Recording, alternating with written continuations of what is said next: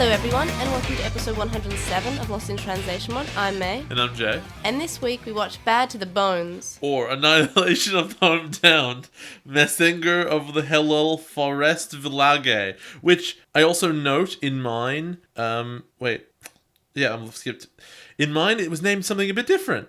It was named like Messenger for Hell Skull Satamon. It just names him in it. Yeah, so that's really weird that's doing that because it is there, but I've been taking the Digimon Wiki names every Mate, you've been episode. saying that for a year and a half. We know, and they're always wrong. I should probably just use Wikimon. Don't know why I'm using Digimon Wiki. You should probably just use what it says at the beginning of the episode. Yes, but I write my segment notes before I've actually seen the episode. That's true. But we know they're wrong. They are really wrong all the time. Yes.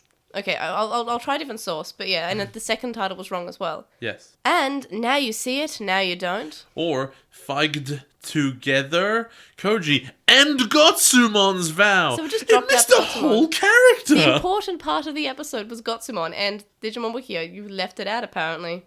I don't know. Because there are often times with translations, and you go, you didn't mention this word. Oh, well, you can translate this way, this one. You can translate this one way or the other, who knows? Or it's ambiguous because of the sentence structure. One of the words was Gotsumon. How could they miss it? Well, actually, Gotsumon's a rock, so maybe he was camouflaged. In what, the title? Yes, with the other Titles rocks. often known to be made of boulders. That's a nice boulder. Also, how could you miss Skull Satamon?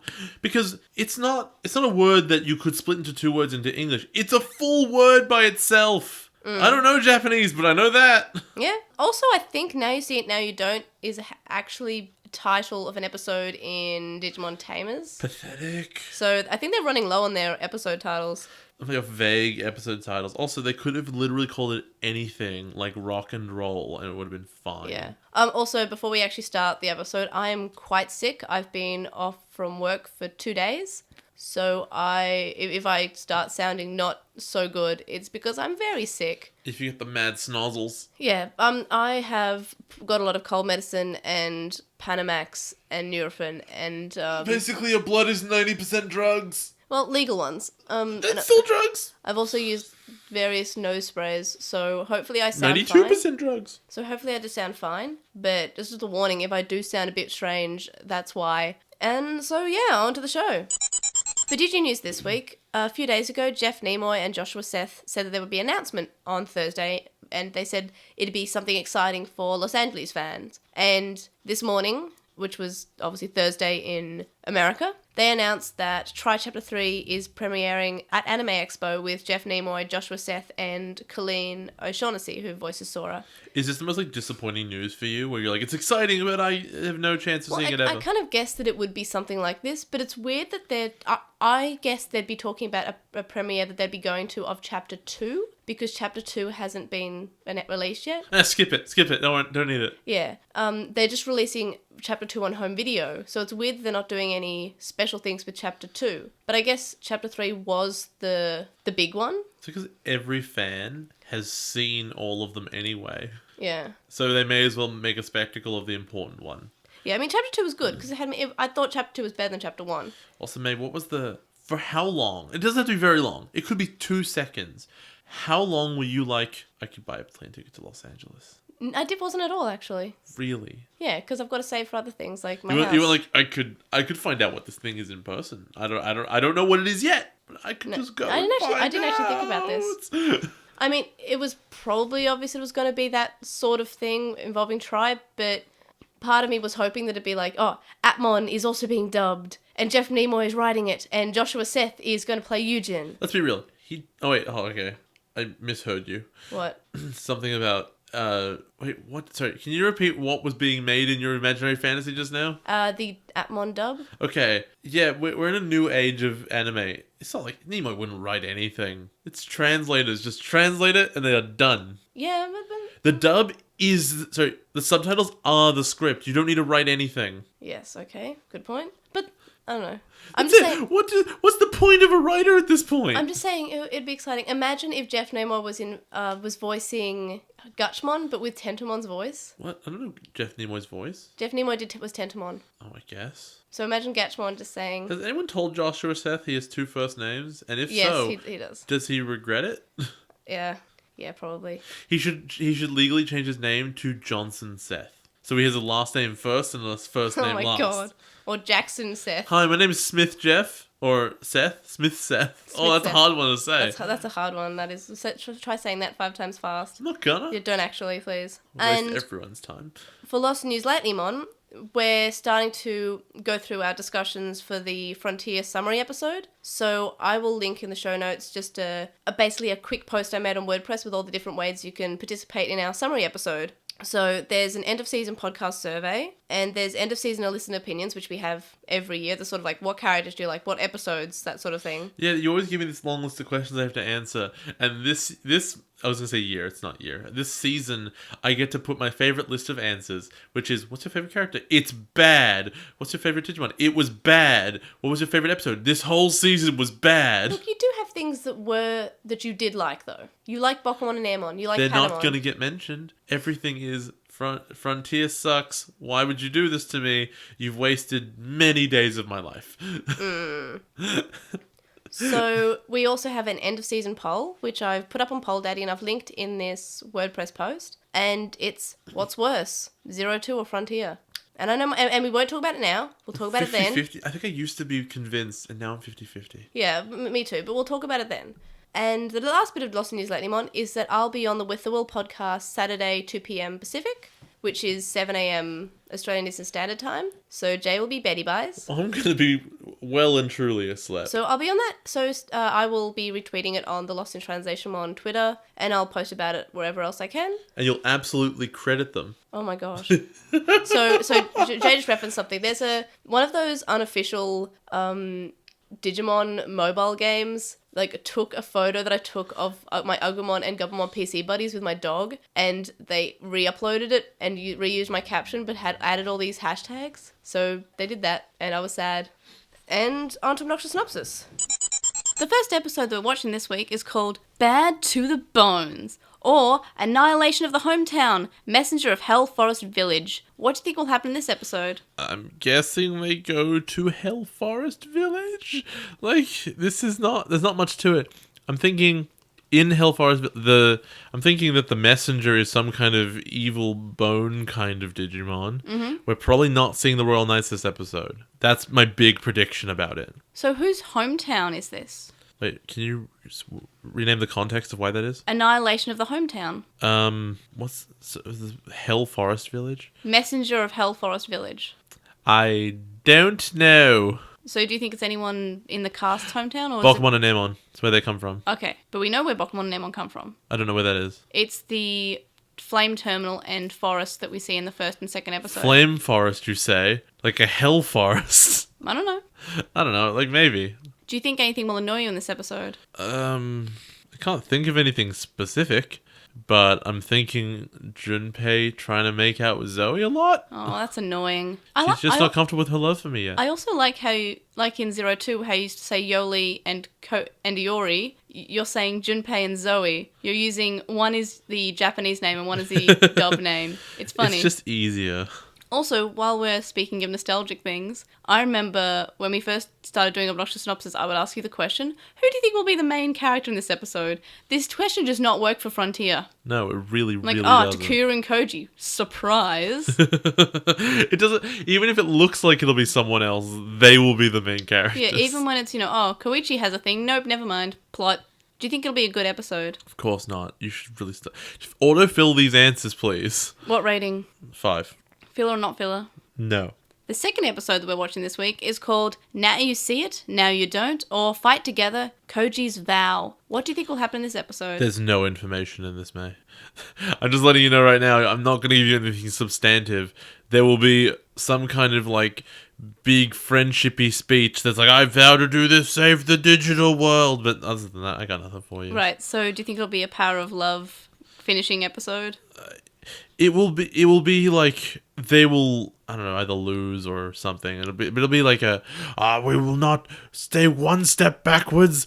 Big inspirational speech. I vow to save this world that I sometimes visit, I guess. Sometimes visit and slightly care about. I don't really live here. I don't have to anyway. What do you think will annoy you in this episode? I guess if the thing I said... Like, I'm predicting a thing I don't want to happen, you know? That's essentially what you do. Because I don't think they're ever going to make anything good. That's sad. The Bergamon episode was still the best episode, and that's really saying something. It says a lot, damning with faint praise. Do you think it'll be a good episode? No. I shouldn't ask that question. I keep saying autofill it for me. Yeah. What rating? I'm gonna give it a very pessimistic 4. Jeez. And filler or not filler? Not filler. Okay, so we've got 2 not fillers, basically. That's probably wrong, since we know it's a whole filler arc. Well, that's what people have said, but I still don't think it's possible to be a filler arc. I just told you it could be. Nah. Last episode, we went into this. I know, but I don't think it could be a filler arc because it still has something to do with Lucemon, and if Lucemon's a big bad, that's like saying the Dark Masters arc was a filler arc. No, because they uniquely damaged the digital world, and defeating them brought it, like... They affected the whole world, and then beating them changed it back. No, but what you meant to say is, but the Dark Master arc was good. Oh, and there's that too, obviously. And also, like, the kids learned stuff along the way when they were doing that. On the other hand, with these guys, you could say they've affected the world because they've taken off continents and stuff, but the world was already Swiss cheese. Here's a question. It would be interesting if you just cut from the end of Trubimon to Lucemon showing up, and just say, oh, nothing was in between, and if that changes anything. And I doubt it. Well, here's a question. What's something that could happen in these episodes that would make you say, Frontier is good now? Make Frontier great again. Stab Junpei in the chest. Okay, no, but besides that, a story element that could happen that would like be surprising and good. May, you already know what I'm gonna say, and it's very simple. We confirm that attack sends people to the moon. Okay, you're right. That's the best thing that could possibly ever happen. Just have Dynasmon be like, what? I didn't know it did that. Just have that reaction. Or he accidentally does it to Lord Nightmon, and Lord Nightmon's on the moon is like, well, the view from up here is surely beautiful. I need... Because the moment they do that is the moment they confirm that they are smarter than I gave them credit for. But they won't. But yeah, they probably won't. I don't remember any reference to the moon ever happening again. That makes me really sad because, like, our headcanon's best headcanon. Because what is the canon explanation for how they got to the moon? Science and stuff. Because you'd think that, like... I think they said they were spatially displaced. Because if he hits them with the attack again and then is on the ground injured next time, what are we meant to think? That it's inconsistent. I'm very interested to know if he ever hits anyone with that attack again in the future. Well, so far, having watched these episodes this week, brief spoiler, it does not happen. Oh, okay. Well, he does not hit with that attack. Great. So awesome. I'm looking forward to never seeing that attack hit again because they don't want to send them to the moon. If you look up his Wikipedia, if that's one of his powers, sending people to the moon, I would also be on board. Well, there's nothing that says that it doesn't send him to people to the moon, right? Yeah, I'm so interested in an attack that doesn't just hit you hard. It does something special. But he doesn't know it sends you to the moon. Like Clock Blocker and Worm, his attack is he punches you, but it doesn't hurt. It time displaces you for 30 seconds to 10 minutes, where you are now frozen in time and nothing can affect you. Okay. And it's really clever. Also, you can do it to pieces of paper and make them indestructible time shields. Alright, well, any other predictions you want to say about these episodes? It's really clever is what I'm trying to say. And these episodes, Frontier's they're not clever. Yeah, I've got nothing. God, but the episode titles aren't that helpful, and also Frontier sucks, so let's continue. Alright, well, on to the show. I bet I'm really sad. No! The start of episode 43 starts very sadly, because in the dub, Rika is no longer narrating the show. It is now Bokumon. I did notice that. That was weird. Yeah. Well, I did mention this quite early. That's when she walked off? Yeah, so no, she doesn't walk off. She, pursues a career in musical theatre, I believe. That's a walk-off. It just happens to be for a reason. Yeah. But I think it was on friendly terms. Like, it wasn't an angry walk-off. It was like, I'm going to go not do Digimon. Seriously, if I was the producers of that show, I would have said, this is the script for the next couple of shows. We just need you to read these now and we'll go. I would have probably done it for because that's maybe a day or two of recording to do all 50 episodes. It's not 50. It's because they've been doing it progressively, and then she gives them notice, I'm going to leave at this stage. You go, okay, come in for half a day this day and just finish. Yeah. That's okay. Here's the thing. This is more evidence to my theory that they don't know what's going to happen in the episode next week. In the dub? In the dub, they don't know what's going to happen.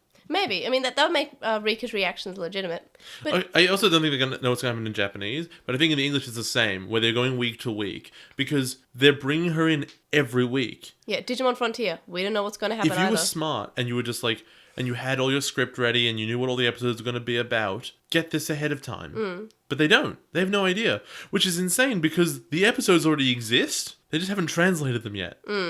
Well, what I would have liked is that if they had sort of like this part of like Bokumon and Emon talking, and then Rika's like, oh, I have to go play in a card tournament now. And you're right, giving her some character would have been interesting, but said, also this isn't really Rika. Yeah, no, but imagine but if she just referenced it somehow, like she said Goggle Kid, like she's referencing being Rika. I'm aware of that. But imagine if she said, oh, I have to go to school, or I have a date with my girlfriend Juri, or yeah, that would totally have gone over in this 2005 children's show. It was like 2003. Anyway. Even better. Yeah. So imagine if it was who was strong in 2003? The religious right. Jesus. But what I'm saying is, imagine if they just sort of like cross paths, like, oh, I have to go play some cards. Will you take over strange-looking Digimon? That would have been kind of cute. Instead of just, oh, it's Bokumon now. Like, do they think that the kids wouldn't notice? I'm sure they didn't. I noticed. I'm a kid. You're a kid right now. You're right. Yeah. I mean, it is fairly minor, and it's not Rika though, because again, there's no point where this character would have existed. This Rika is a computer that they've inputted code of Rika's personality to and her voice, and it's just playing. It's not a person. And her phrase is about not bad for a goggle boy. That's the thing. It's personality and voice, but it's not a person. So the episode starts off with Bokumon being very excited about how he finally got to see the power of the legendary 10, and the kids are pretty sad and negative, and Nemon's also negative. In the dub, JP says, I wish destiny would show me the way to a good hamburger. Now that's something I could believe in! It's such a crap line. Yeah, I'm just like, oh, so it went from making Nemon also negative, and then Bokumon being upset with Nemon for being negative, to Nemon saying, oh, I'm hungry. And then Bokumon being upset for him also wanting the hamburger. I just didn't follow this, like, the spirits live on in this Digivice. Just like, okay, guys. I still wish that the other spirits joined them. I mean, yeah. And as the bullies, but he even had the bullies right there. Like, bring them on as cast. You could have. Yeah, it'd be so easy because it was the episode before. Just have them stay. The eggs can do their thing, and then the spirits come back to the bullies, and I don't know. It would have been really cool if the short bully who was pushing Tomoki was Grumblemon, and the tall one was Mercurymon. Yeah, and the girl has to be Randomon. Yeah, well, I mean, yeah, obviously. That would have been cool. And the helpful one can be Arbamon, the friend. Did you do the art of the castle on the moon? Why? Because I watched the episode and I was kind of waiting for it to happen. What? Where they wyvern breath the moon in the next... Oh, no, that was Dak and Jackster. That was genius. I want to give credit for that right now. Because I saw that and I'm like, oh god, is it happening? Is that really... Is it possible that that's actually what happens? Is his attack just sends things to the moon? Yeah. That would be so clever. And then it hits and everything goes white. You go, oh my god, they're on the moon? No, he just destroyed it. I also kind of went like, well, I guess the castle's on the moon now. No, it is. In my head, it is. Because in 5 seconds, in a episode of our little show, I made this entire season of Frontier, especially this arc, much funnier. Yeah, imagine if... Okay, there's nothing to say that that's not actually happening, though. No, it isn't. But that bit is so funny when Dynasmon finally figures it out.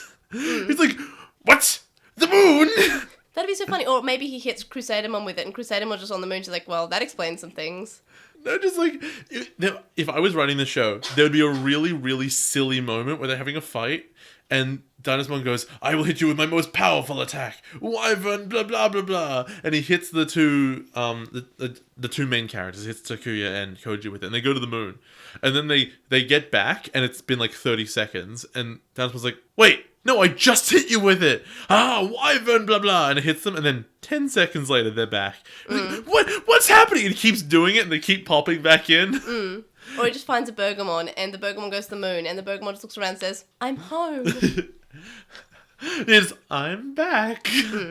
There are lots of ways it could be really funny, and they've picked the worst option. Oh, it's just really strong, and one time it sent them to the moon because of reasons.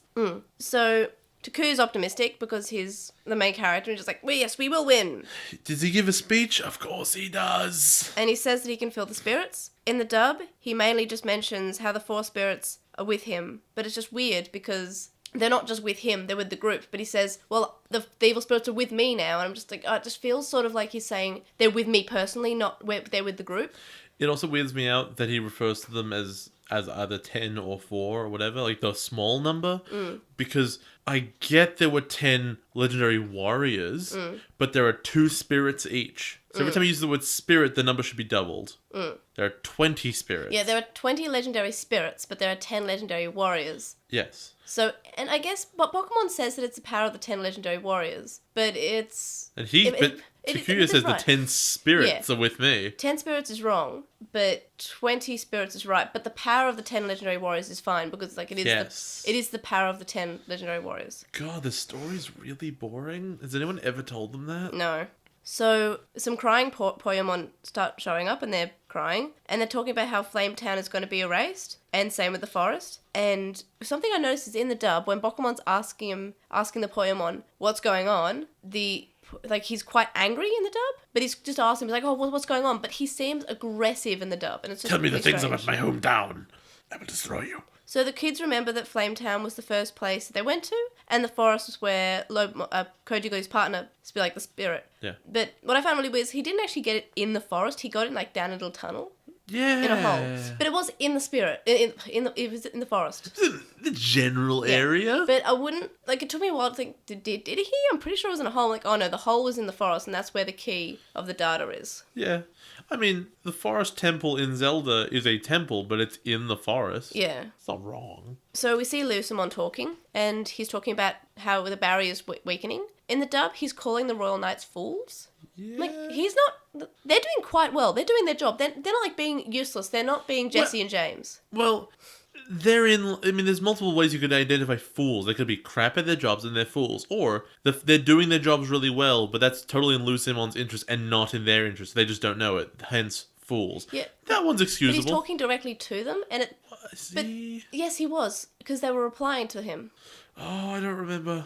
But the thing is, if it's sort of like Giovanni talking to Jesse and James, but Jesse and James are constantly not being able to do their job, Crusadermon and Dynasmon are doing their job really well. They haven't killed the kids, but that's not their job. They keep choosing not to because it's so well written. Yeah, I mean, at least given the reason, like, I know their reason is they don't have to kill the kids. That's not a reason. But they indiscriminately kill tons of people. They need a better reason than just, we don't have to, so you won't. If they didn't kill anybody, fine. But they kill lots of dudes. They kill people all the time. Like, after the episode, the last episode with the legendary spirits, wouldn't it be best to kill them at that point when they know that they have that power that's never going to come back? It was always best to kill them. It was never not best. They just chose not to all the time anyway. Yeah, my point is that they need a better reason for not killing the kids. Trubimon worked for Lucemon. They knew that. And these kids beat Trubimon. So what are they like? No threat to us, though. Basically. So, the Digimon are running away from Schrodinger in this forest, and he's asking about where the data's located. And then he kills some Palmon, and their eggs float away, but I'm not really sure where the eggs would go. Like, up into the ether. I know, but what should have happened is they should have just faded out. Like, they shouldn't have gone up anywhere, because that implies they're going somewhere. Or make them fade to black. Yeah, to make them... Get it? Yeah. So they should have dissolved or something. Like, you know when Digimon die, they dissolve? I mean, I understand. But instead they just sort of floated like, well, where are they going? And I feel like it would have been kind of cool and sad if we just, since it was only the last episode where the Village of Beginnings was destroyed. Or make them go down, make them go to Lucemon. That'd be kind of cool. Lucemon is where the eggs go, and I believe that's where the Royal Knights would say, they're like, oh, well, they'll be controlled by Lucemon now. Or isn't the thing you do when you kill a Digimon and you don't want it to, like, respawn is you take its data? Well, every time that they've taken a Digimon's data is that the egg goes up anyway, so the egg always goes. Okay, fair enough. So, I guess Schrodinger clearly serving the Royal Knights to some extent, and he's like, where's this area's data? Which is weird, because the area's made of data, it's everywhere. No, I think they're trying to make it sort of like somewhat difficult for the bad guys to get the data now, which was never implied before. Like, remember that time... Only with the mountain, and the mountain was special. Yeah, but I'm just saying that remember in the first episode where Cereberusmon had the data from the forest, basically? I do remember that. Where did he get it? I don't know. Better question.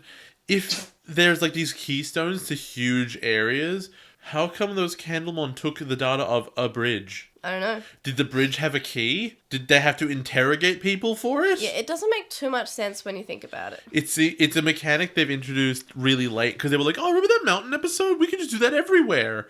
Because the question is, why don't they just take everything? But you know what the problem with that is? They didn't have a key for the Village of Beginnings. They were just stood above it and go, I'll take it. Yep. So not everywhere has it. Not even big places. If a beanstalk can keep a huge area in there, you think the tree at Village of the Beginnings can't keep them there? Mm-hmm. This show's really bad, is all I'm saying. Yeah, it has a few problems. Oh, maybe. It's just got a couple. So Gotsumon tells him where the data is, and Bokumon's happy that Flametown is still there. Patamon is happy to see his daddy mummy's home. In the dub, instead of silence, Bokumon says that it smells great, and JP says, wasn't me. So can I also mention, with his Gotsumon, Skull Saddle keeps calling him a rabbit? Yeah. How does he know what a rabbit is? He's a rabbit Digimon. No, rabbits don't exist. A rabbit is an animal. No animals in the digital world have anything that doesn't end with mon. I know, but they're called rabbit Digimon, so they would know what a rabbit is because it's in a description of a Digimon. Who would be telling them that? I don't know. It's not a description of a Digimon. That's for the human's benefit.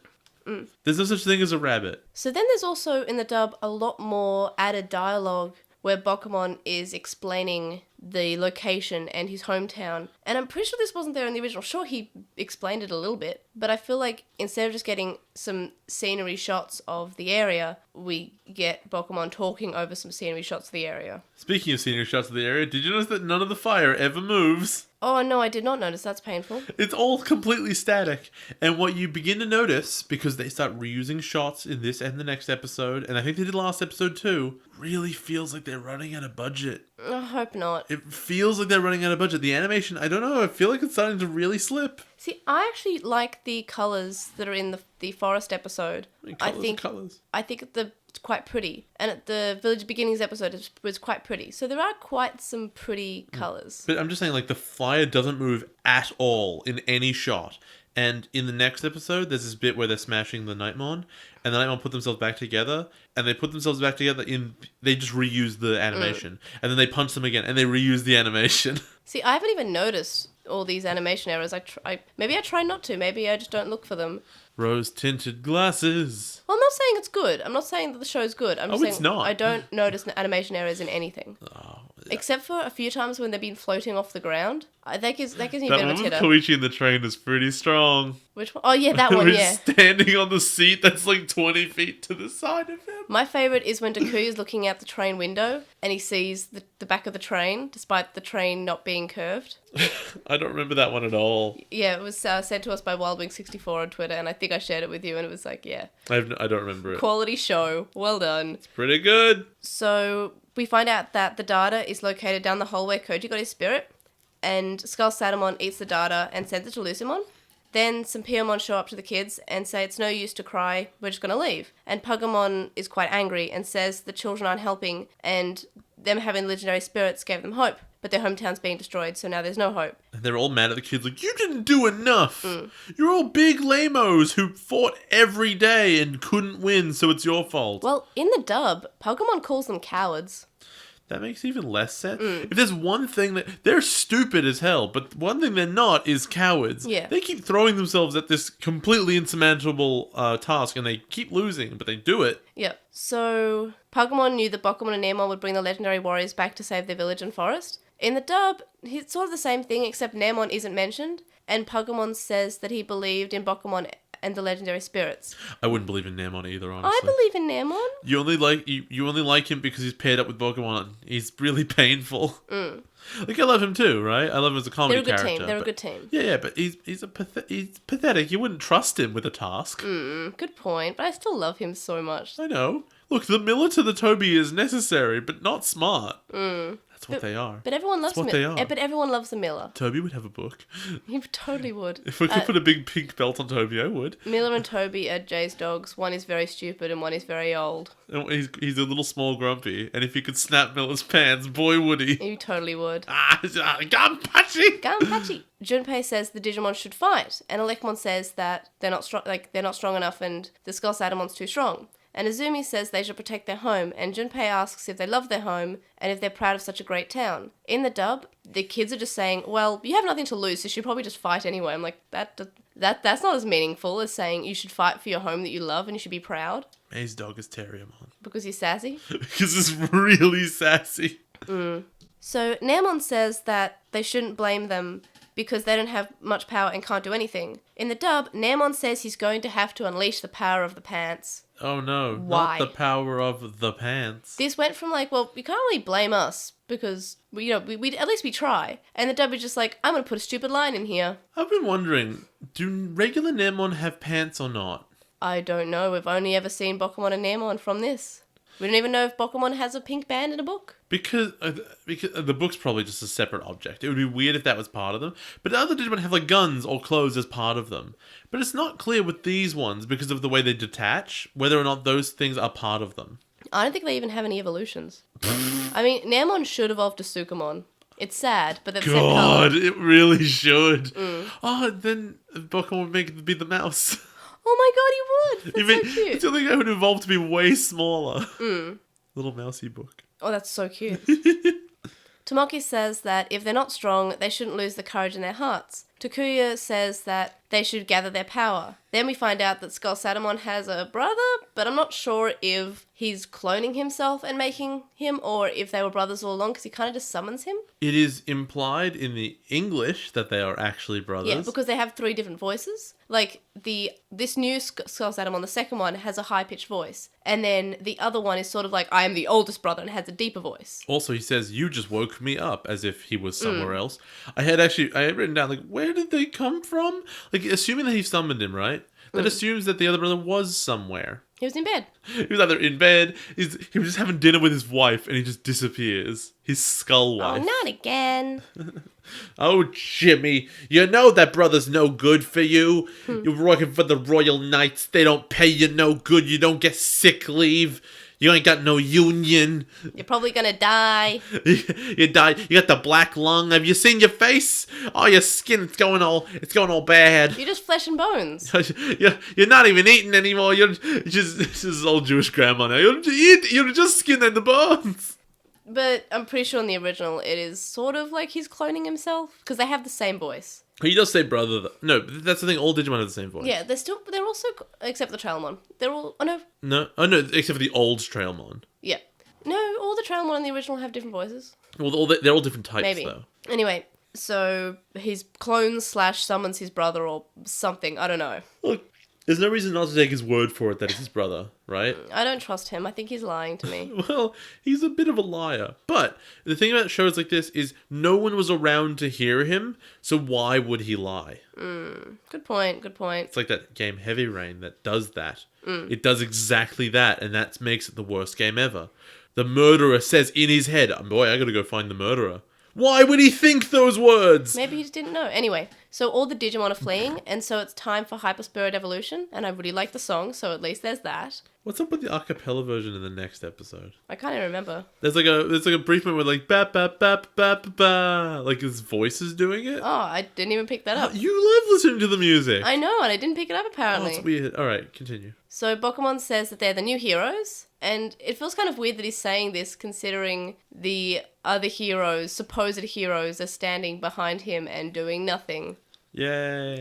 It doesn't sit right with me still that we have these 4 characters, one of which was shown to be extremely powerful and able to beat this clone of Trubimon that none of the other kids were able to face up against. And now he's just kind of sitting there saying, I'm a support character. I'm just going to sit here and cheer on the characters. Yeah, and then I'm going to sit on a bench. Yeah, I love the phrase, leave this to us. Because we're the real hero. Yeah, we're going to win because we are the only ones who are Digimon anymore. Like, when in the previous seasons have the characters who had more evolutions just said, oh, don't worry, I'll do it alone. You sit here. I know that there's the plot reasons of they gave up their spirit so they can't fight. Yeah, which this is the perfect example of why the plot of the kids are the Digimon is a terrible one. That's an awful idea. Well, I mean, that effectively leaves these characters where the humans used to be, as sitting and watching. No, because the humans used to be a guiding force for the Digimon, where like they would have some kind of they more or less would have a contribution to the fight. Do this. Here's an idea. Look out behind you. I believe in you. It doesn't matter. There would be an interaction there. Now it's I will be over here being a liability, and you'll be over there being a hero. And we have nothing, because we're not partners. We're just friends. It still just doesn't sit right with me at all. So Schrodinger says that the kids should obey Lucimon. In the dub, they said that they were the weaklings the Crusadermon mentioned. And this is weird, because in the dub, in the original, they're not mentioned, but in the dub they are. It's just strange. In the original, they go, Lord Nightmon called you guys cowards. Oh, really? Oh, I missed that completely. I have it written down, because I noted... How could Lord Nightmon call them cowards? They fight them all the time. I mean, they lose all the time. That's true. Oh, I thought that was in the dub only. No, that's in the subtitle for sure. And all of the Digimon who live there are like really surprised to see Takoyaki and Kouji defending Flametown. They're like, wait a minute, you're here to help us after we constantly made fun of you and called you cowards? Despite we said, oh, you should help us? How dare you help us after we asked you to help? And then, in a surprising turn of events, Garurumon and Greymon just instantly kill the two Schrodinger. Well, a bit before that, Takuya says it's not fun to be somebody's pet, and Kouji doesn't kill them and says that they should just leave. You can't just speak for everyone like that. Maybe they enjoy it. I know, but I do like that Koji's giving him the chance of, you can just leave. Like, you don't have to do this. Oh, for sure. And of course they're bad guys, so they say, no, but we will, and then they make the third Schrodinger brother. So after they get totally defeated, they make one more of them, which would increase their fighting potential by 50%. Since they died in 6 seconds, you'd think, oh, they'll last 9 seconds. No, they just win now. They just beat them up. It's strange that one extra perfect level Digimon was able to win. It goes to show that in this episode, and in all episodes really, but in this episode particularly, they just don't expect the audience to think about what's happening. And it's consistently frustrating that that's the theme. Also, if you really want to be effective, you want to kill all the Digimon, you want the data, you want to impress Lucimon. Yeah. Why would you all three be there at the same time initially and not just summon them gradually? I can give you a theory on that one. That one's reasonable, where they know all the local Digimon are punks, and they've had the description of these kids as big losers. So you could ascribe confidence to that one. And the fight was so quick, and they instantly summoned the third brother when they thought they were losing. I'll give them that one. I don't think the third brother should make them suddenly be winning. And how come when you summon the second one, why didn't he just summon the third one as well? I don't know. Honestly, that beats the theory I just put forth. So you know what, you're right. Yeah, so it's just like, oh, well, these baby Digimon were weak, but these Digimon are much stronger. I'm going to get out the second and the third. Yes. And also, why weren't they separated? Like, okay, you take the forest, I'll take the flame place. That would make sense. It would be done quicker, or we'll look for the key, all three of us. Because they were looking for the key. Wouldn't they cover more ground as three of them? Also, in the English, the third Schrodinger was asleep. He wasn't working. He was too busy being Slumbertown. He was like you. Yeah, I'm Slumbertown all the time. So that's dumb, and they swing the fight, and it's a whole thing because, you know what, basically, we didn't have enough story to fit into the script. Basically, and it's just a fight. Like, one grabs Piyamon and asks for the data, and Bokumon says, don't give him the data, and she immediately gives the data, and he throws her against a wall. I get really bothered when all the Digimon are next to each other of the same type, and they all talk, and they A, have the same voice, and B, say the same thing, and it just goes to show how no individuality exists in this world. It's better than Pokemon. They just say their names and they say in the exact same tone. They have personalities, though. They have legit personalities. Pikachu has a notable personality. So does that Charmeleon that everyone hates, including me. I love him. You don't... I love him when he's a Charizard, but I hate him as a Charmeleon. He's an ass. He's a sassy teenager. I know. Like, the Squirtle with the sunglasses starting Squirtle Squad, they might just say their name, but it goes to show that a personality is more than what you say. I don't know. And also, Sparkling Thunder... they're just pissing on him. No, they're farting on him. Get it right. Sparkling Thunder? Come on. Okay, good point. Come on. Okay, but a bit before that, back when I was saying about how the Piyamon gets thrown against the wall... It really sucks seeing Piyamon, which is a Digimon we all love from We saw Palmon die. We saw like 3 Palmon die. No, but that's irrelevant, because that's like, oh no, it's a sad thing. No, this Piyamon betrays everyone. Like, that sucks. Yeah, at least the other Palmon was just like, no, I'll never tell you, but I'm going to fight and go down fighting, basically. I was going to say, what if, like, one of the partner Digimon from the first season, and not, like, the same one, just, like, an Agumon was the bad guy the whole time. Problem, Izzy's the bad guy. Aww. Although, I don't know if you noticed, last episode, notably this episode and next episode, Izzy's voice actor is now doing a bit of a different voice. Yeah, because it was too much like Izzy before. It's still Izzy. It was straight up, I'm Izzy Miyamoto. Or is it Miyamoto? No. What is it? What's his surname? I can't even remember. I don't know. I'm sure it's similar. Anyway, so Koji's name is Minamoto. Anyway, I'm Izzy, and I'm also Lucemon, like the one voice. Whereas now it's, I'm definitely evil. He's like wearing a moustache and some sunglasses. Love oolong tea. The clip of Piyamon getting thrown against the wall is cut. Yes, it is. But Also, when they stomp on the Gazimon, they cut it early. But both times imply death. Yeah. Like in the dub for when the Gazimon dies, Izzy says, "And I've got a reward for you," and I've got something for you, Bunny. And Gazimon goes, "Oh no, I don't like the sound of that." How does he know what a bunny is? But when Piyamon dies in the dub, Schrodinger says that her reward is that she gets to go back to being an egg. That's not a reward. That sucks. Yeah, that sucks. Ooh, you rascal Schrodinger! So Pugamon is scared, and Elecmon says they shouldn't be scared. And Elecmon remembers that the children say that they should combine their own power and get stronger. In the dub, they rhyme for some reason, and they're rhyming about showing their might. Is this the first time they did that? Because I noticed it when they did it now. And I'm like, were they rhyming before? Yeah, I think when they were first talking. I hate them. I hate them so too. much. So then Elecmon attacks from his anus. No. He farts. Cloaca. It's all of the above. Schrodinger So keeps gross. Why would saying I that say they'll that? send the Digimon to hell. In the dub, he's just going to scan them. Well, I mean, they're not going to talk about hell. Remember, the religious rites. Yeah. And then Takuya does this big attack, and I'm left to wonder, why did he not do this originally? Why didn't he not do this straight away? I don't know. Why not just always use your ultimate attack? There should be a reason for, if it missed, or they had to be in this exact position, or it wouldn't have hit. I just wish they would talk about the Wyvern's breath more. Because the reaction of Lord Nightmon of like, oh, not that attack, the first time it happened and never again, like that reaction is so much funnier when it takes things to the moon. Like, why would you want to send them to the moon? I mean, there's a castle there now. No, he doesn't know that.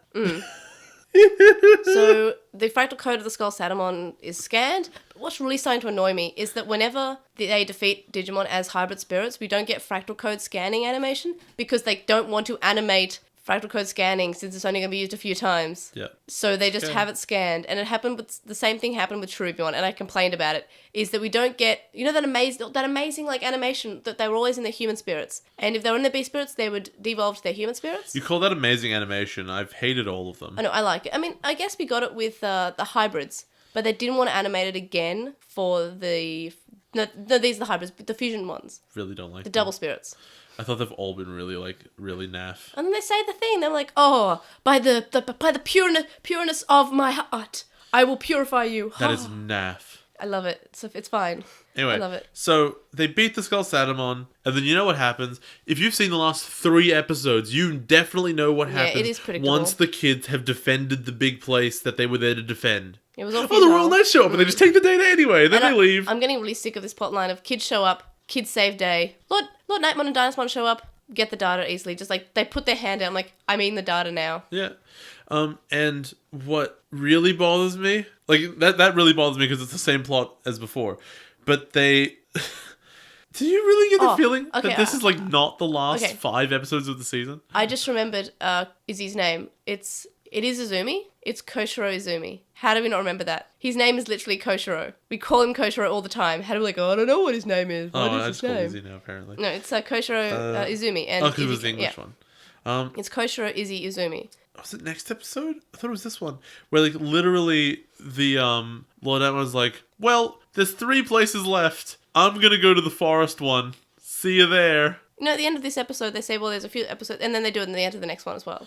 Because if you were halfway intelligent. You would know it's one per episode. No. If you were even like the teensiest bit intelligent as a bad guy, you'd be like, I'll see you guys at the forest one, and then go to the other two first. Yes. Oh my gosh. Why wouldn't he do this? Oh my god. Also, the kids, if they were half intelligent, would be like, how can we trust that they'll be there? Well, they were there. I don't know. They're very honest, and the kids are very believing.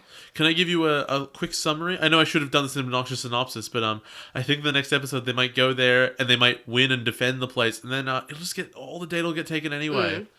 Yeah, maybe. Can't be helped. And honestly, look forward to my Synopsis, which we're recording tomorrow. I'm saying that for the next 2 episodes. So Lord Nightmon shows up, and in the dub says their loyalty was like a beautiful flower.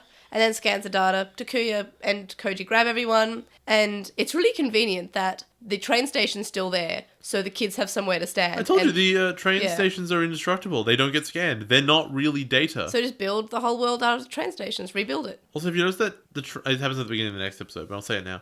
The trains keep showing up at really convenient times, even though we've heard they're huge cowards. Yes. No, they're very convenient. They're always, even if they're being cowards, they're still being cowards in the general area. They're being cowards in the most convenient way. You know, the thing that cowards do, being convenient and good for everyone. The cowards of convenience, that old saying. A great album name. Yeah. Lord Nightmon talks a lot more in the dub. And then in the dub, JP mentions that he's starting to really hate that laugh, referring to Crusadermon's laugh. Fair enough. Then once the Royal Knights go like, oh, we'll be waiting at this place. Come find us, I guess.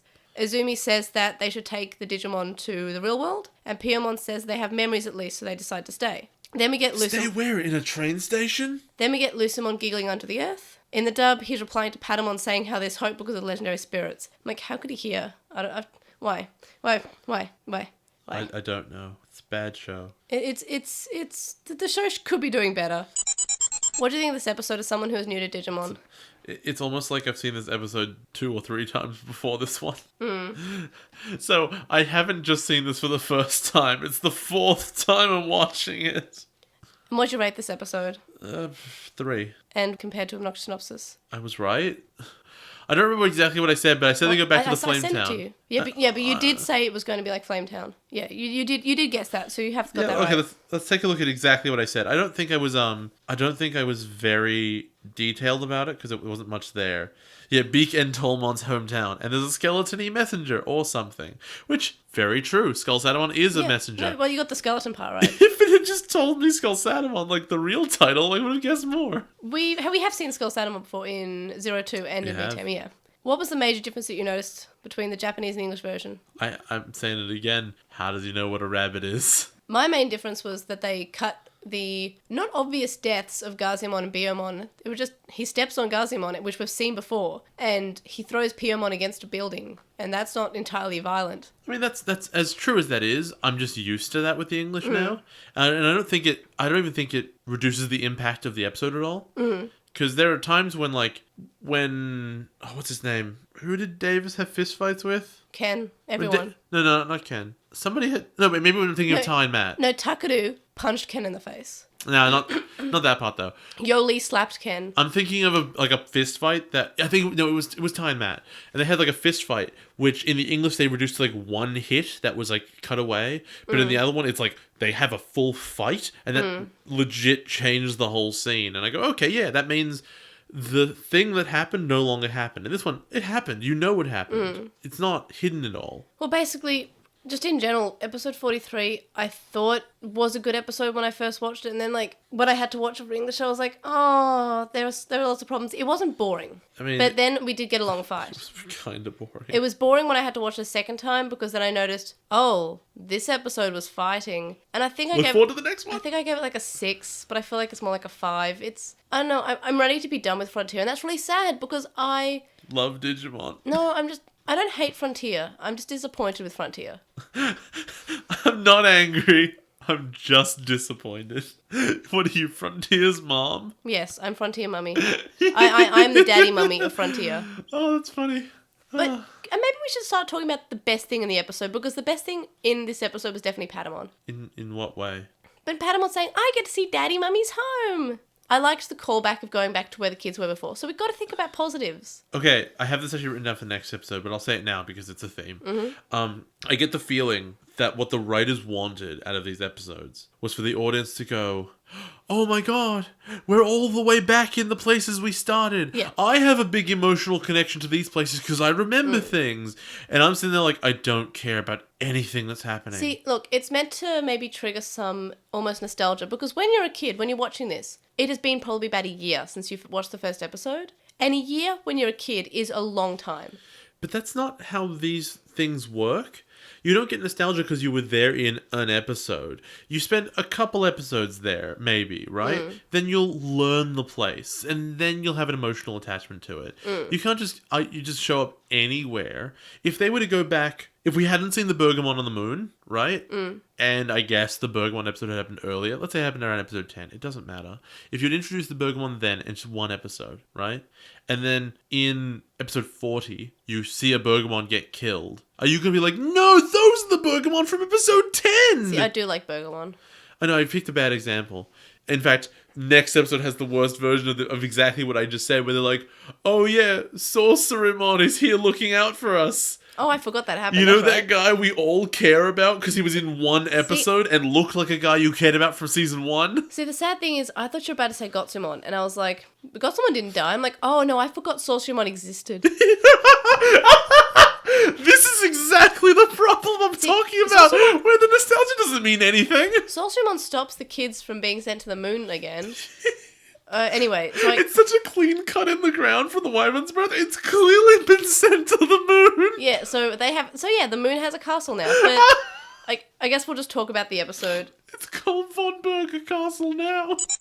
So the start of episode 44 starts with Dynasmon mentioning how the inhabitants of the area that they're scanning try to fight, but it's completely futile. And then Dynasmon says there are 4 areas left. We then see that Gotsumon is fighting some Nightmon, and it's the same Gotsumon from Koji's Beast Spirit episode. It took me a bit. I'm like, is this? He has the thing around his neck, and he's talking about the statues. Oh yeah, which are all like knocked down. So the children show up, and in the dub, Blitzmon mentions how Gotsumon fighting the Nightmon doesn't look fair. Koji isn't a Digimon because Gotsumon needed to see him, and we need this dramatic moment of him saying, Koji! I have exactly that written down, which is why are half of the kids evolved and the other half are not evolved? But even then, if that was the reason to make Koji a human, like a little kid, why was Tommy and Koichi not evolved? What would have been funny if you saw Koichi and went, Koji! That's what I want to happen. I want Koji to be off being, I don't know. Oh, that'd be really funny. We haven't seen the double spirits for a while because we've just forgotten they exist apparently. But imagine, and they should be able to do it. Why would you ever want to be your human or beast spirit when you can be your double spirit? They've completely forgotten about the concept. Wait a minute. They both have they're only ones with double spirits and they're the only ones with the two. Yes. Because once you have 10 spirits, why do you need double? Yes. That's 20% of the spirits. They've completely forgot the double spirits existed since we got the hybrids, which is dumb because they keep on using their human and beast spirits, which are much weaker than their double spirits. Okay, so if a 10 spirit is 5 times stronger than a double spirit, right? Mm-hmm. And so that means them both fighting is 20 spirits fighting. I think we covered this before, but in the Village of Beginnings episode, how did 10 spirits do more damage than 20? Yes, because plot. But what I want to say is, okay, imagine if Koji showed up as Beowulfmon. Gotsumon doesn't know what Beowulfmon looks like. Gotsumon has seen Lobomon. Gotsumon has seen Kanogarurumon. Yeah. But he hasn't seen Koichi. And he sees Koichi and goes, Koji? Imagine that. The problem with Digimon, and it's just this thing they never ever address, but if you look at an individual, it doesn't matter what state they're in, you always know exactly who it is. Or not you, I mean, the Digimon always know exactly who that person is. Oh, you evolved 2 stages, I know who you are. If Tai had only met some Digimon with his Agumon, right? Mm-hmm. Then he'd gone away for ages, and then without him, Greymon walked back into town, they'd be like, oh, how's Tai? That's how the show works. That doesn't happen. You don't hide behind evolutions. It would be really interesting. That happens in V-Tamer, actually. Which is the coolest. They see all these evolutions and they're like, we don't know you guys. We're the Agumon from this time. Oh, that's really cool! V-Tamer's great. V-Tamer's the best. Back to Frontier, though. Oh my god, we get to record that next week. Yay! I'm legit looking forward to it. That's weird. I don't think you've actually ever been looking forward to anything we've covered. Even Atmon, you've been like, do we have to? No, I hate Digimon. I really do. V-Tamer's great. Yeah, because V-Tamer it's very shonen. V-Tamer is so shonen. It's like, to be totally fair, the best thing I've read in V-Tamer is only the best thing because I've slogged through 2 years of other Digimon stuff, and slog it has been. But that doesn't drag down the rest of the book. It just happens to, if I hadn't had that background, it would have dragged down this bit. Yeah, like, I feel like maybe if you compared to other things, it'd be, like, not as good, but because we've slogged through some bad stuff in Digimon, it just seems a lot better. I have to reread the first three chapters of that, because I've read them too far in advance. Oh, I want to talk about V-Tamer instead of this crap. But here we go. So what I notice is, okay, so we established that everyone except for Koichi, Tommy, and Kouji are evolved. So that means Fairymond's evolved, right? Fairymon does nothing. No. Fairymon stands there. Yeah. Fairymon doesn't even love tap. Okay, let's be honest. You prefer that she didn't do that. I prefer she didn't do that, but she just stands there. It just seems weird that she didn't attack or fight. She just stood there and, I don't know, just do something. Blitzmon looked cool. Blitzmon looked very cool. And the other Digimon that, when Tommy, Koichi, and Kouji evolved, they looked cool. Fairymon, buddy, do something, please. Like, you are the token girl because we didn't adopt the bullies. You don't have Ranamon tagging along as your best friend. That would be so good. Yeah, and imagine if they're still kind of bickering a little bit. That'd have been fine. You know what would have been a really good use of a lot of the time they totally waste in these episodes? Yep. Have, like, character moments where the characters talk to each other and, like, are friends. Because we don't actually see that. Like, not at all. We see them working together, but we don't see them actually interacting as friends. Like, even when they're working okay, as a great example, even though they're working together, I'm pretty sure in our war game, like, you can still see, like, the weird tension between Ty and Matt, like, all the time. Like, even during the action scenes. That doesn't happen here at all. Did you know that Koichi and Koichi are brothers? Because they forgot. Yeah, the writing sort of has forgotten a few things about the characters. It is so interesting to me that A, they clearly didn't know what the mystery around Kouji was in advance. B, once they solved it, they were like, well, we're done with that forever. And he was instantly weakened too. Like, Duskmon was so strong. Yeah, he could fight a copy of Cherubimon. And he could fight Koji's double spirit evolution. That's true as well. Yeah, he could fight so much, and there was like, nerf. But it's like Vegeta. Yeah, and it's sad. That's a constant anime thing, is there's the bad guy that the whole group can't beat. And then the bad guy becomes your friend. And here are the 9 reasons he's not as good as he was before. And while we're on the topic of missed opportunities for interactions, remember how we had some good interaction between Izumi and Kouji a few times? Not Kouji, Izumi and Junpei? More or less. Like when they were around the fire complaining about Takayaki. About the different characters. And we see that Junpei is rather thoughtful, and Junpei's quite smart, and Izumi's diplomatic, right? Yes. Why do we, whenever we do have any character moments between the two, that it just turns out to be Junpei hitting on Izumi? Because that's his whole character. That's all he's got. And so they start fighting the little Nightmans. In fact, it's Kouji. He's like, I will fight the Nightmans, because the Royal Knights are trying to get into the castle. And they're trying to bash on this big force field, which is being kept up by Seraphimon's power, though he's dead. It's Sorcerymon's power. We find out that it's Sorcerymon's power. But he's also dead. Yeah, I know, but we find out, Sorcerymon was protecting As him. if Sorcerymon could keep out the 2 Royal Knights on his own. But he can, because he's got the power of the script behind him. Oh my god. Literally, I'm looking at the words. I see a pattern in the script. So, Kouji goes in and just kicks the ever-loving piss out of these knights, who all die. They die. Well... And then they put themselves back together, because if... This Wait, is no, that's later on. That's later on when they put themselves back together, because then they're surprised when that happens. It happens multiple times. And they're surprised each time. Yeah. Oh my god. I told you, they reuse animation. Oh my god. Yeah, they do, because Gotsumon punches them. Oh my god. He beats them really, really quickly, and they all fall apart, and they put themselves back together. And I've written down, this is here because they couldn't justify the knights being too strong. so they need to beat them. But they also can't justify moving Kouji towards the other kids and not having him be busy or not having a big action scene. So they're just stretching it out. Because Digimon can't do this. When Cherubimon did it, it was because he had the power of the whole digital world behind him. That's why he could regenerate. Digimon, when you explode them, they die. I mean, they're perfect level Digimon, but they seem to be quite a lot weaker than that, considering Gotsumon is a child level Digimon. And later on when he's punching them, he's punching perfect level Digimon as child, and he's doing quite well against them. So my favorite thing in this whole episode is Angry Rock! Angry Rock! Angry Rock! Which is, again, an animation and a voice clip they reuse. It's very lazy. But when they get there, I just forgot we should mention it. Did you notice something really weird? And it's actually my screenshot of the week, so I'm sure you noticed it. When they're getting to this forest place. No, it's a bit before that. No, you're missing out on some stuff. Oh, probably. So the Royal Knights show up, and they eat the data of Gotsumon's home, and the Nightmon that were trying to get the data fall. And Kouji says, how could you do that? They're allies. And Lord Nightmon says that they were pawns, and they were beautifully fated to work for him.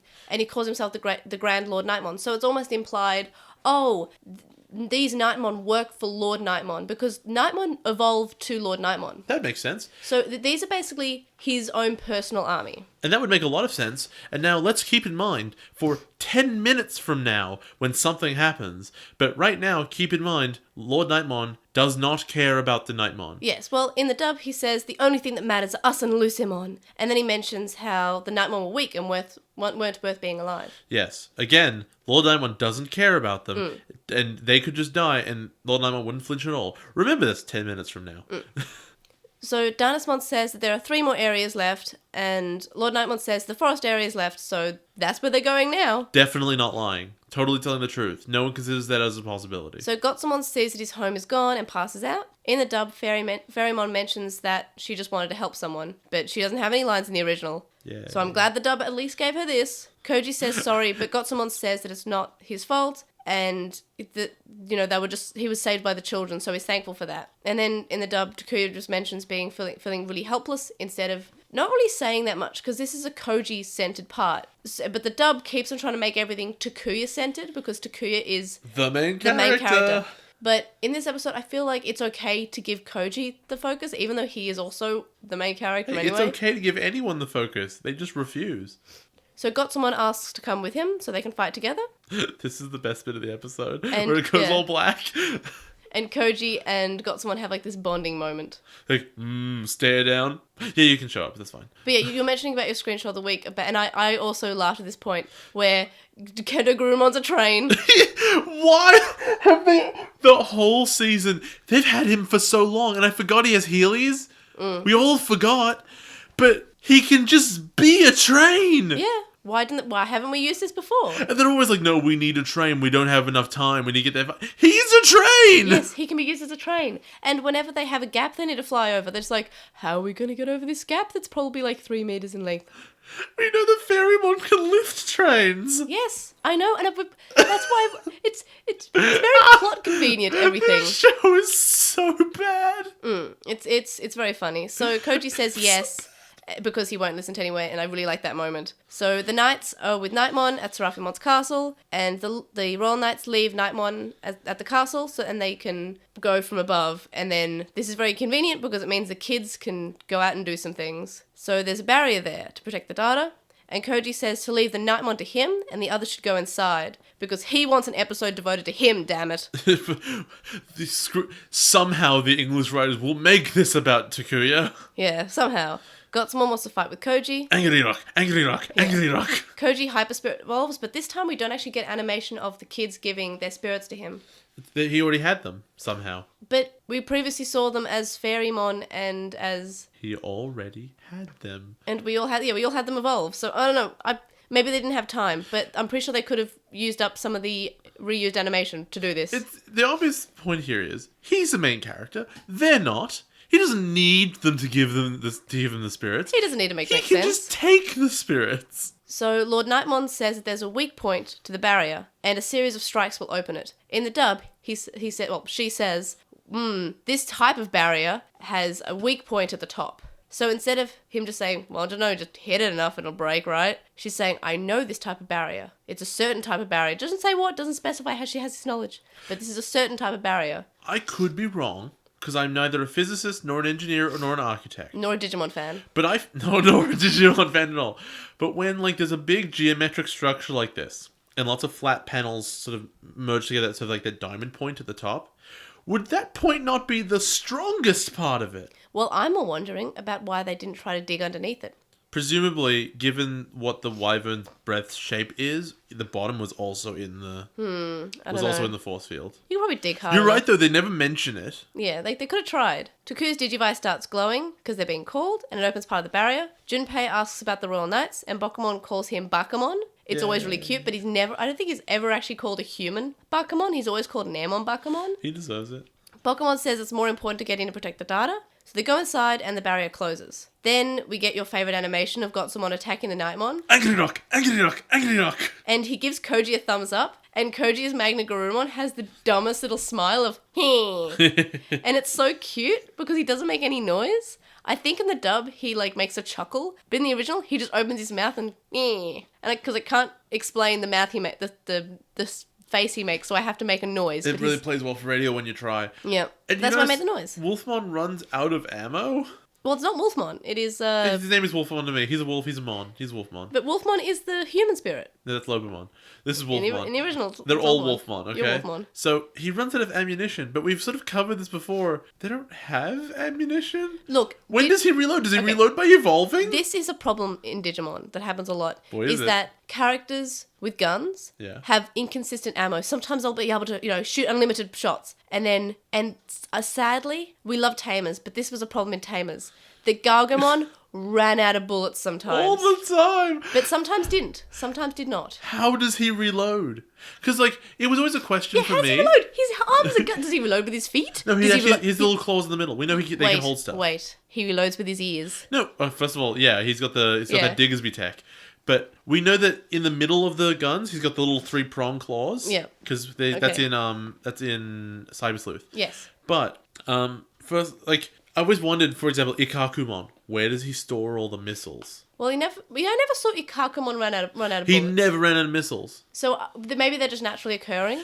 But with Gargomon, we know that he did run out of bullets at some points. Yes. But also other points he did not. But the thing with bullets, right, as physical objects, is if you think of the way guns work, where do you get bullets from? Somebody makes them and you buy them, right? Yes. So does that mean that not Lobomon, he had swords, but this Wolfmon of whatever description, does he have to go to a store and be like, hey, I need bullets, right? I've run out. And the guy's like, man, prices went up. I'm sorry. And it's like, $50, too much for bullets. Yeah, he goes to Akiba, the market, the Autumn Leaf Fair. Which is probably gone now. Yes, probably. It'd probably be dead.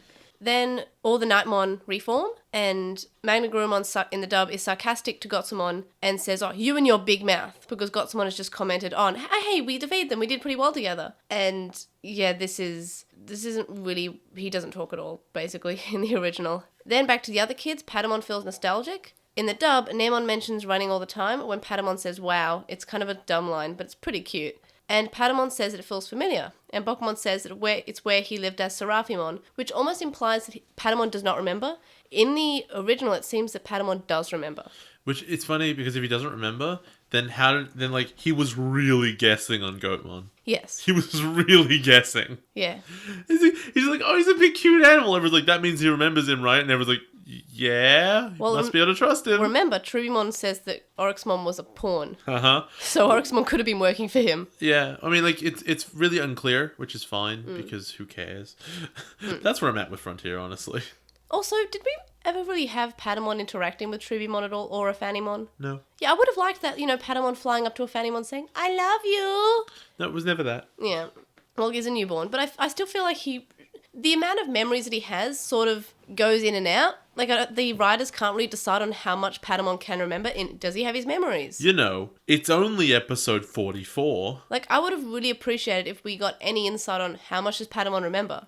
You'd think that as the show goes on, they'd get more consistent as they decide what they want to do. Not drastically less consistent. Yeah. So then back to Gotsumon and Kouji. We get the Angry Rock attack reused. Angry Rock!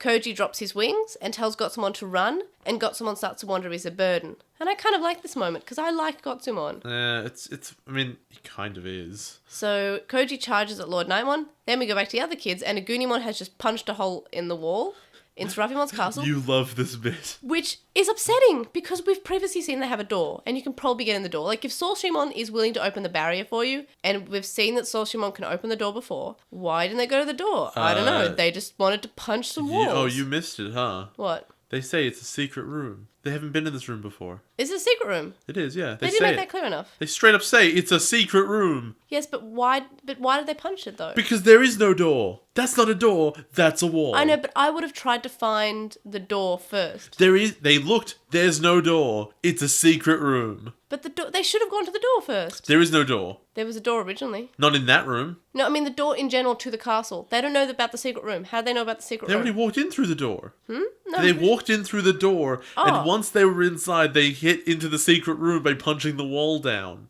That wasn't from outside. They walked in the door. Oh, I completely missed that then. Okay, sometimes I see more than you do. Yeah, well, I've been really sick, so... Damn it. Such a good excuse. Yeah. Crap, I should get sick to not have to watch Digimon. Yeah, I'll come here and I'll lick your face. I have to graduate soon. Yeah.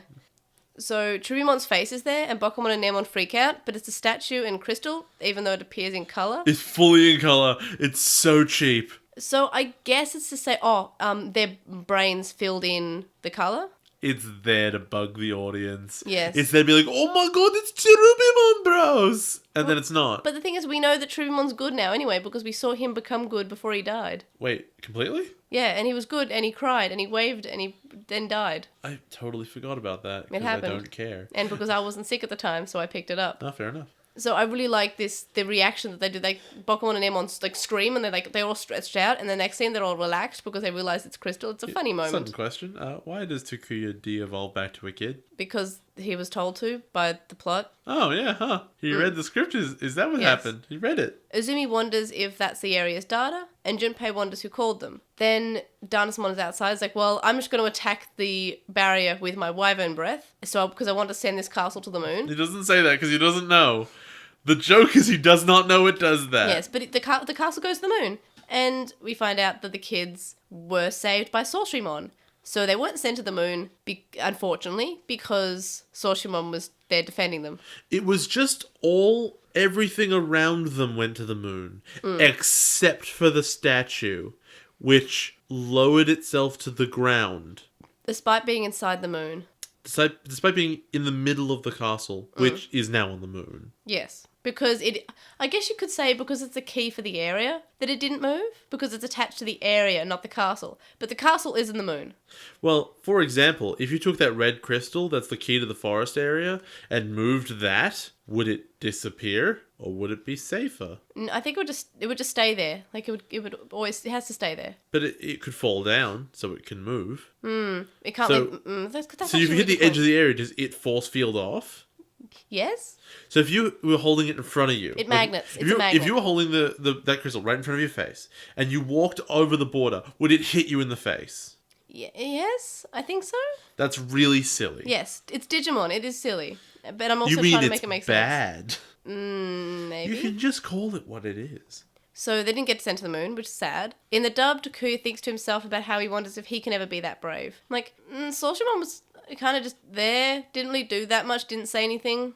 You know who's really brave? Ghosts. Also, what's with Digimon and Wizardmon ghosts? Maybe they either don't like Wizardmon or they really like Wizardmon. I think they really like Wizardmon. Same with Leomon. I maintain that the reason they did this is the same reason that they show up at this castle in the first place, because obviously, ultimately, it's pointless. It's to bring in some feeling to the audience, like, oh, remember this place? We've come full circle. Remember all this stuff? No. Remembering stuff isn't by itself good enough. I have a question. Yeah. When we first got to this castle, we had to go up all these stairs on some trees and stuff, and they had to use their detectors to unlock the path. They could fly there now. They could fly there before. But now they know where it is. But it was blocked off. I don't know. But how did the Royal Knights do it? Because they work for Lucimon and he told them. How does Lucimon know? Because he was around before the Great Angels were. But the castle wasn't there before the Great Angels were because the castle belongs to one of the Great Angels, Jay. How could the castle have been there beforehand with the statues of them if they only showed up to defeat Lucemon? No, because Lucemon happened before the Great Angels. Yes. So this castle and the statue was built after the Great Angels. But then what was the data of the area before the statue was there? It was a beanstalk. God, you've got all the answers! I'm very good at this. Damn it! I'm basically a digi-lawyer. Oh, that's a terrible job. No, it's a good job. It's my job. Isn't that the job that, isn't that Izzy's job? No, Ken is a law. No, he's a police officer. Cody is a defense attorney. Oh, it was Cody, right. But it's not like specifically a Digimon one, but Armadillomon sits in his briefcases. That's really cute. It is really cute. Like, remember how we actually liked Armadimon? I do. What was that thing he always said? Dagya? I liked him. Remember, he was probably the best thing about Zero Hawkmon Two. sucked, but Armadimon was great. See, I remember not liking Armadimon when I was a kid. Oh, I'm Hawkmon, and sometimes I wear a pink ribbon on my leg to hang out with this other chick. The sad thing is... Oh, I got that reference. The sad thing is, Hawkmon has more personality in the dub, despite it being more annoying. Oh, for sure. In the original, he has no personality. Look, it's me. I have a foppish accent. That will get away with me being paired with the token girl. Well, Hikari's also a girl. She's like the mum character, though. Yeah, she's basically a boy. That's sad. No, she's great. So, Dynasmon comments that it takes great life force to survive his attack. Which is really funny because it's not like... He just doesn't know what happened, so he just assumes. But the thing is, it doesn't disprove our theory. Well, no, it's that he clearly thinks it kills you. He clearly thinks you get murdered. But I think that because of the shape of the force field on top and the shape of the force field would have gone through the ground, he teleported the whole thing to the moon. Because you'd think if he was destroying things, he would have flattened it, right? Yes. Not have moved the whole... He couldn't have, with his weird flame-shaped attack, made the diamond shape in the ground. It clearly teleported. It clearly went to the moon. It's on the moon now. It's on the moon. It's just on the moon. Like, until they actually say, oh, this is what Dynasmon's attack actually does, we have no point to say that it doesn't take them to the moon. If I ever had an interview with the writer of Frontier, and first of all, I have to learn Japanese, but if I ever had that interview... You'll have a translator. I would somehow resist asking why he made such a bad show. And I would just say, does Wyvern Breath send people to the moon? And he'd be like, what? And they'd be like, he hits the kids and they end up on the moon, and then everything else he hits disappears, but doesn't destroy it. And he's like, oh, sugoi! Ah, とてもすごいですね. Oh. And then he's like, yeah. He's very strong attack. Kills everyone. あ、すごいパワーね. Moto powerful. Moto big strong. Big strong. No teleport to moon. 大きいですね. Oh, 本当? I love like the double down of this imaginary writer being like, no, he's just really cool and hits him super hard. かっこいいね. I don't know. I like you can just sing this saying, I don't know any more Japanese. Oh, kawaii desu ne. Kawaii desu ne. I've got nothing. I've run out of Japanese. So, out of our terrible, like, limited known Japanese, Gotsumon is watching Kouji fight, and he says he wants to have power. Then he evolves to Insekimon, which we previously saw on the moon. That evolution is so dumb. He just a bit brighter and a bit larger. Yeah, he's white now. But the thing is, in the dub, he's called Meteormon, right? Yeah. But the strange thing is that when we saw the Meteormon on the moon, they were called Gotsumon. Also, I'd like to point something out. Another connection to the moon Go ahead. is that Insekimon, where did we last see them? That's right, on the moon. So, what if he was given this power by the Wyvern Breath, which has essence of moon? That's dumb. There's nothing saying it Because he doesn't. didn't get hit by it. He wasn't in there. Shh. It He wasn't even there. It was essence of. You don't have to be hit by the Oh, essence the of. radiation of moon dust. Yes. Oh, that's dumb. So the data is scanned because it has to be. And Crusadermon in the dub calls Mediamon Pebble Brain, and Magna Gurumon calls Mediamon Gotsumon when he's still Mediamon. Nice. It's just really weird. And then they punch Mediamon hard enough that he de-evolves. Mm-hmm. When has that ever happened? A regular Digimon has his evolution and is knocked out of it. Well, we know that the Gabumon that we saw in the preschool episode was able to de-evolve and re-evolve. So it's just like that. I guess Frontier has different rules. This show's bad. So Lord Nightmon attacks Gotsumon and wonders if the main characters will save their friends or fight. So of course they save their friends. And then we see Gotsumon in bandages and the kids leave him alone. Bye, I guess. Question. Yeah? What would bandages on a Gotsumon do? He is just a rock, probably. What bones does he have? Did he get cuts on him that need to heal? It implies his arm is broken, but there are no cracks in the rocks beyond those that already existed. Yes. So what's going on? What does a bandage around his big weird rock head do? It looks cool thematically, I guess. But no, you're right. It doesn't make sense because bandages are bones and to hold bones in place, but Gotsumon is just a pile of rocks. He doesn't have bones. Well, maybe he thinks he does, and that's why. My one regret is not having bonitis. But what if? Okay, picture me this. Imagine if this skeleton is underneath the rocks, and the rock is just sort of like the skin. That's but it's just, really gross. It's just rock textured. Oh my god! What if they're soft and you touch them and they feel like skin? Oh no, thank you. Actually, my own idea. They're just really lumpy. Yeah. Ugh. And so like he's the size of a small. It's like a child who's just really deformed. Oh no, Jay. That's what all Gotsumon are. And Pumpmon is just a child who's got a pumpkin on his head, and they're friends. And he's a perfect level for some reason.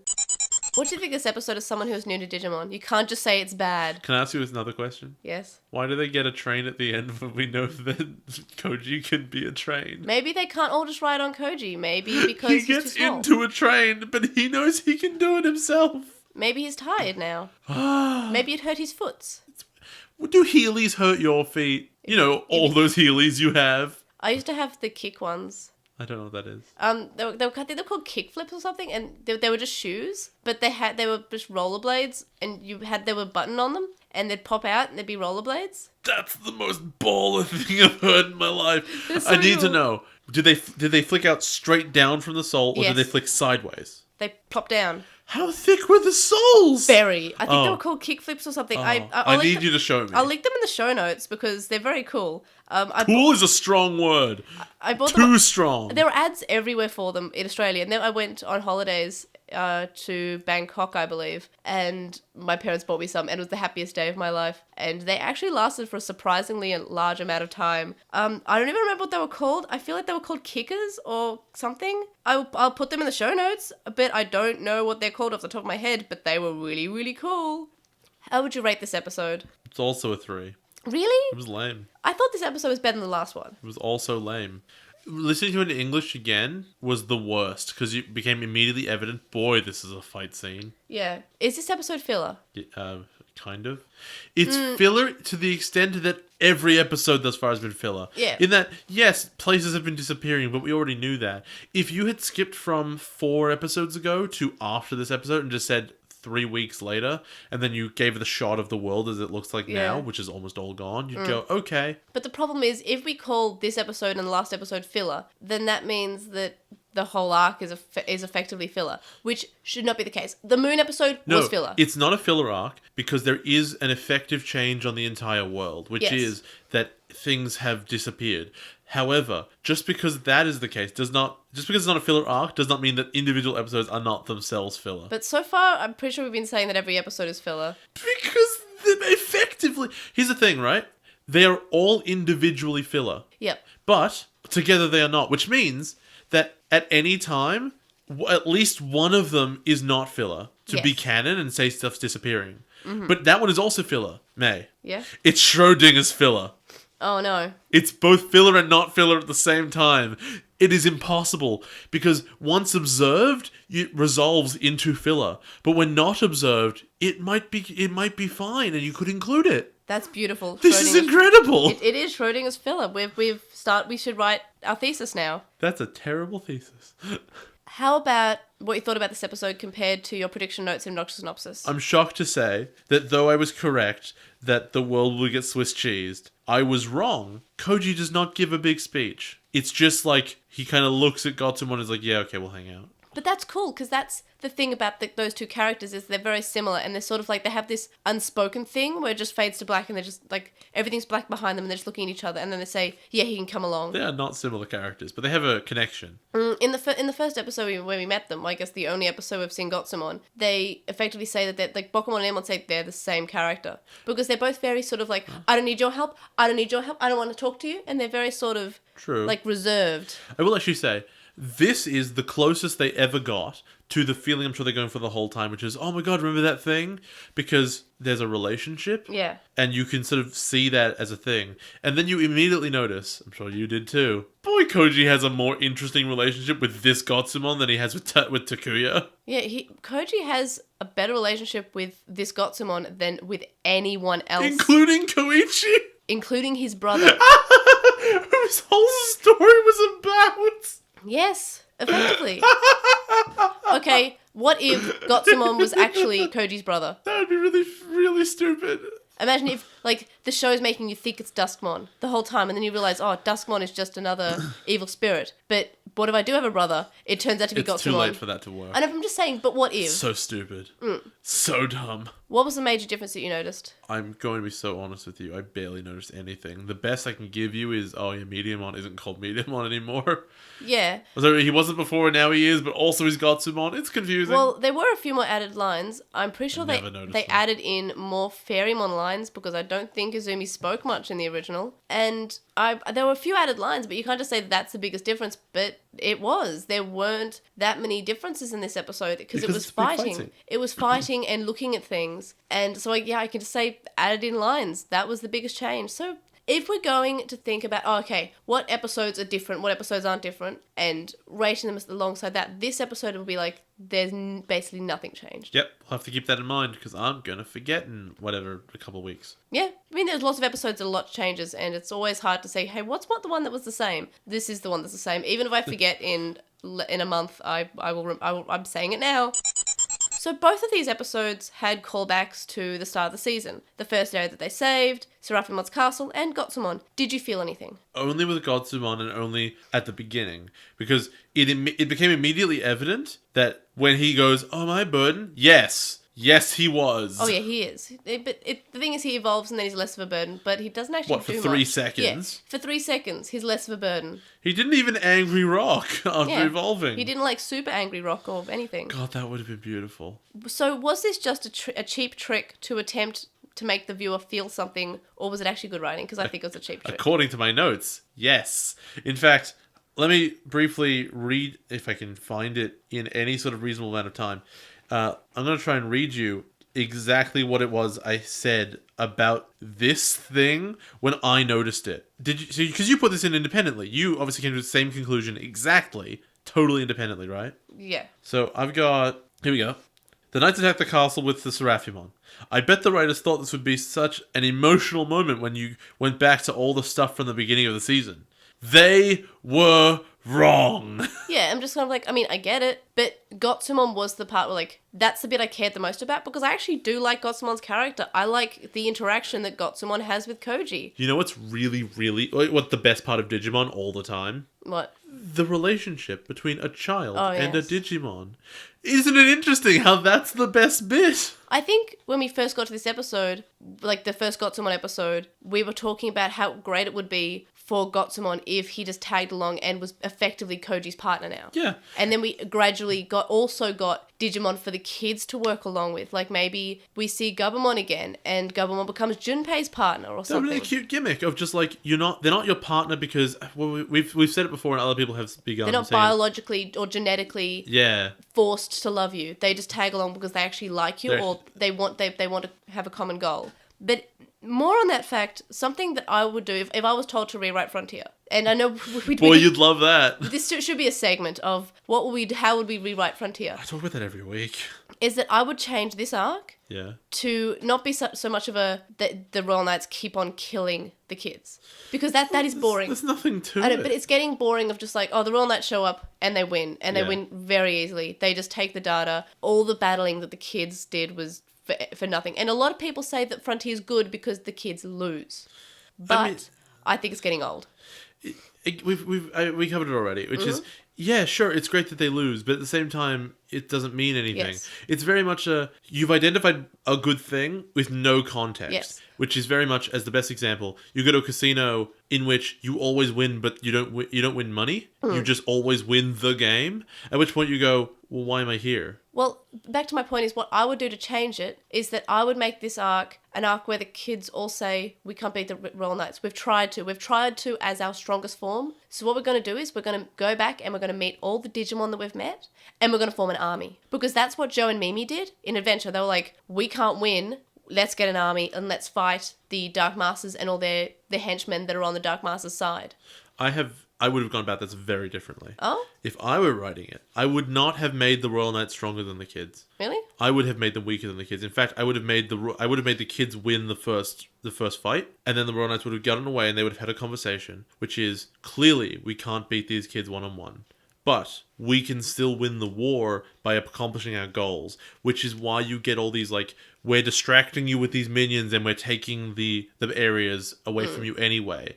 So when the kids win and then they still lose, it doesn't feel like the kids were doing something pointless. It was the bad guys outsmarted you straight up. And I'd write it in such a way that like the Royal Knights were clearly just more clever, and the kids would go, okay, they did this last time. We'll defend against that. Oh, new plan, and they got beaten again. Like, and it's all lateral. Whereas with the Royal Knights here, it's just like, oh, the Royal Knights are just stronger than you, and you keep fighting, you keep losing, they just keep taking stuff from you, and it's a big waste of everyone's time. Yes. And I think that frustration would make it really interesting when you finally catch them. It's just wrestling logic, honestly. Yeah, no, I see what you mean, but I still think that I like my idea because I came up with it, so it's perfect. No, because that feeling of when Joe and Mimi were doing something and they had all the buddies that they'd had previously, they're still alive, and they were marching along, and they were an army. That would feel great. I know we haven't met that many Digimon, but imagine if they just, they came with the evil spirits, and they had Gotsumon, and they had all the Digimon that we've met. They have the Toucanmon, they have the Bergamon, they have all the Digimon from all the episodes that we've met, and they have an army, and then they're able to beat the Royal Knights. But instead, we're just going to keep on trying to fight them, using the exact same tactics. Sure, in some ways we're distracting them so the other characters can get, put the Marmimon away to safety or put the eggs away to safety, because that's just been what the plot's been so far. Here's a quick, interesting question for you. Where do you think those eggs went on those trains? Was it to any of the 3 places that still exist? No, they stay on the train tracks because that's the safest place to be. Do you think the trains are still buzzing around with eggs in them? Yep. They didn't deliver them anywhere? No. You say that like there's no possibility they delivered them. Well, we want to be happy here. No, we don't. I'm trying to say that there was a huge likelihood that a bunch of those eggs got eaten anyway. I know, but maybe the trains are smart. Maybe they're able to pick up that the safest place are on the train tracks, because the train tracks are always there. Those trains are all idiots. Have we actually seen any Trailmon die? Only for temporarily. Then it was reborn. Yeah, then he was reborn. So we don't actually see Trailmon die. We don't even know if they can die. I'm sure a couple of them died in that big race. Oh, in the dub, one of them mentions that he's seen Trailmon die. Yeah. But that's about it. Well, the dub. Super canon. More canon than the Japanese, in fact. 100%. Well, my screenshot of the week this week was Elecmon farting thunder.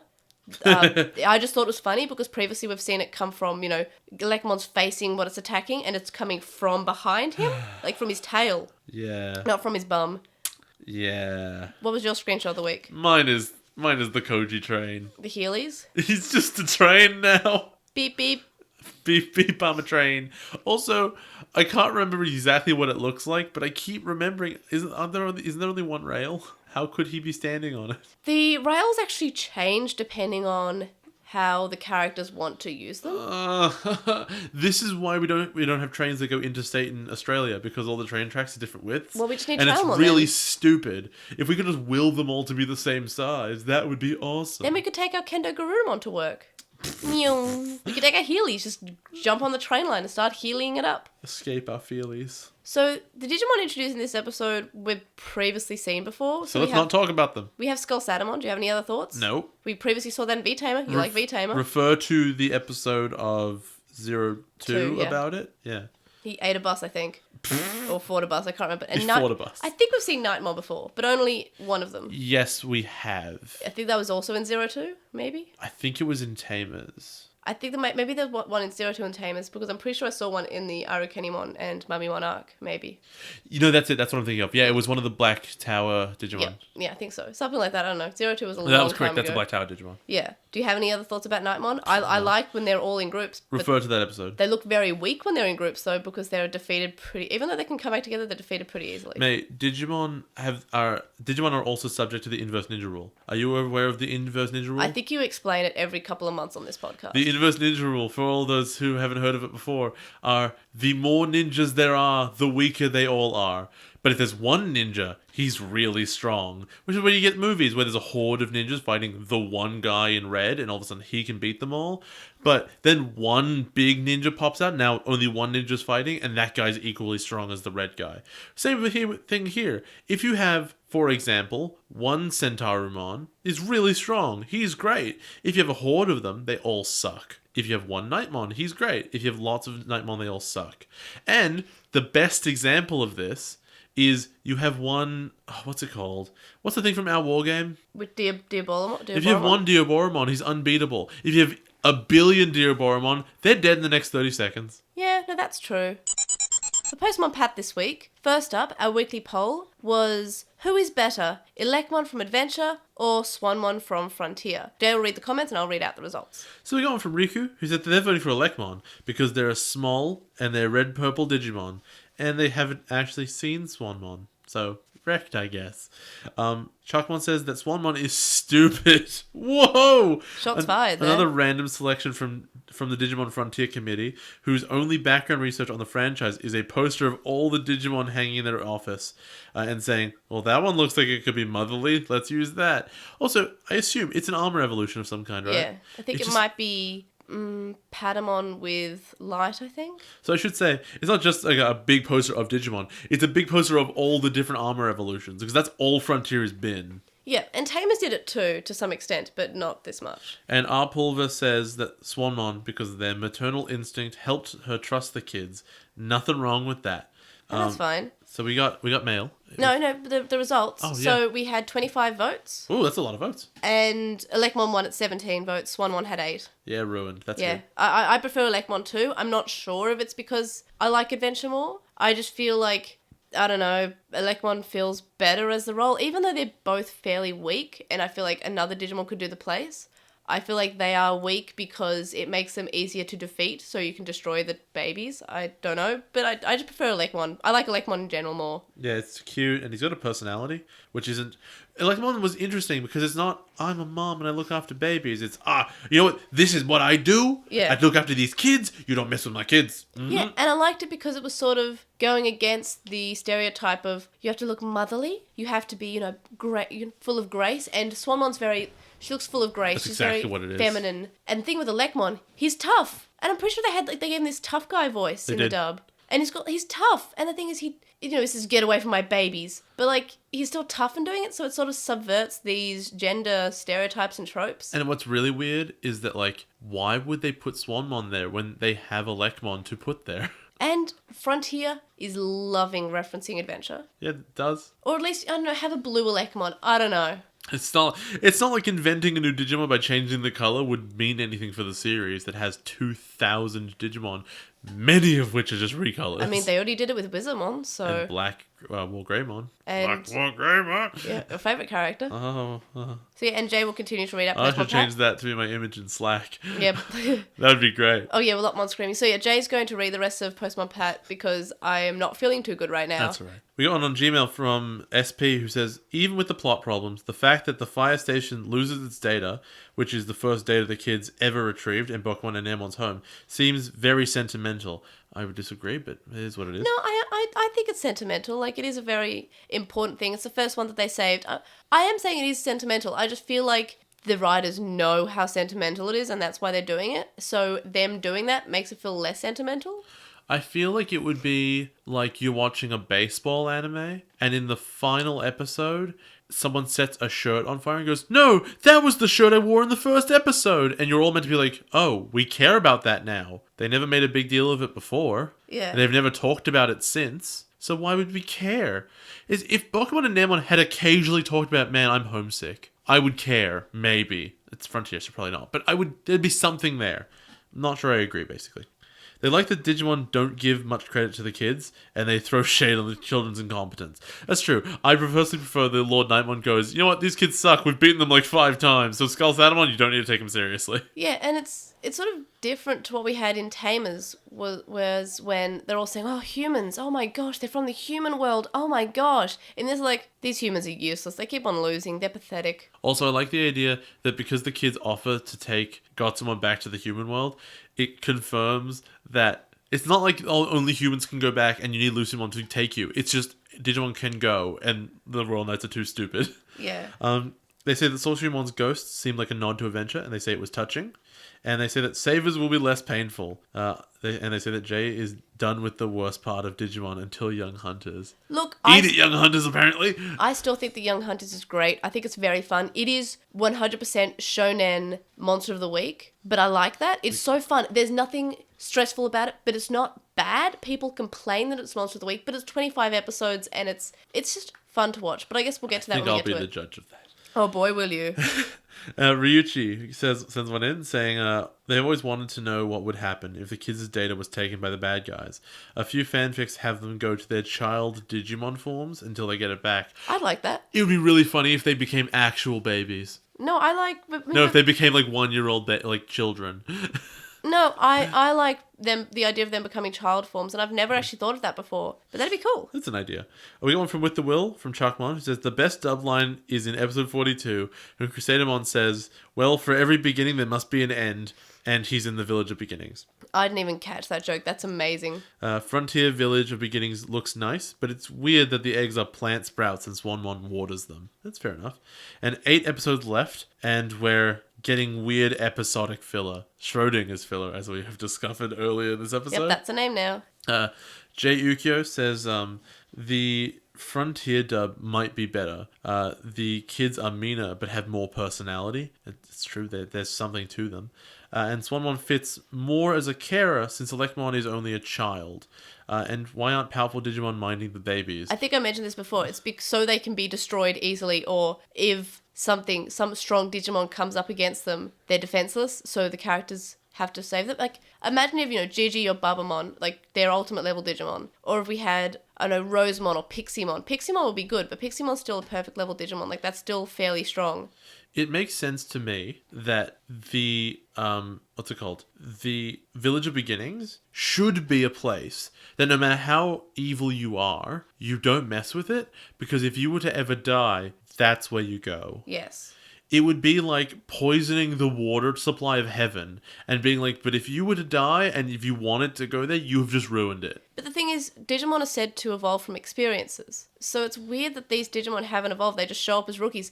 Do these Digimon just hatch there, then just grow up to rookies and no one's taken them and they haven't gone off anywhere, so they just become guardians? Well, no, they might have gone out and then come back, or it might be a job they advertise on billboards. I don't know who pays them, but whatever. I don't know. You'd think that more Digimon will come around actually to help, but it's what it is. We got one from McGann, who says that they don't mind Eri's backstory being added now, being in Atmon. Yeah. It's just such a minor thing they could have mentioned like really early, like when they introduced her. And their fan theory on Dynasmon's Wyvern Moon attack is picture. And this is the comment that the comic that we referenced earlier about how it's my favorite thing. Thank you so much. How there's now a palace on the moon. It's so good. And it was my thought when I was watching it too. Like, well, I guess there's a palace on the moon now. And they say that my mascot, which is Lotmon, follows the usual line of Turuimon, Antilamon, Trubimon, and they're asking what the Drakumon, Airdramon evolves into. I have thought this through. So it goes Drakumon, Airdramon, then it goes to Gigadramon, then it goes to Darkdramon. Darkdramon's very cool. It has like a blade on its arm. It's really cool. Is Gigadramon the one that Machine Dramon had that fired missiles? It was the blue one. Okay. A lot of people say that Airdramon would evolve to Megadramon, but it actually evolves to Megadramon or Gigadramon. Fair enough. So, I mean, it also it potentially evolved to blue version of Metal Greymon, but mine evolves to Gigadramon because it's blue Megadramon and blue's better. Dorky. Blue's faster. We got an on Tumblr from IRL Yuya who says, whatever happened to Fractal Code? And the answer is, you see it, they don't talk about it anymore. Yeah, because they don't want to animate it. That's basically the bottom line. Is I'm pretty sure they're like, well, we only have a couple of episodes left. Why would we add in another animation? Well, that's as far as them scanning the code, right? Fractal code is all of the code you see. That's what all these episodes have been about, is taking the fractal code of the land. And they haven't mentioned it, yes. They don't call it that anymore. It's just the data. And also they said the show had a revival of Ranamon, but screwed it up horribly by not having any interactions of the evil spirits, and they were just summons without characters, essentially. Basically, and it's upsetting. And finally, we have an Anonymon who says, how evil can Lord Nightmon get? He just said to the babies to hurry up and die so they become Digi-Eggs again, and he can mind control them to obey Lucymon.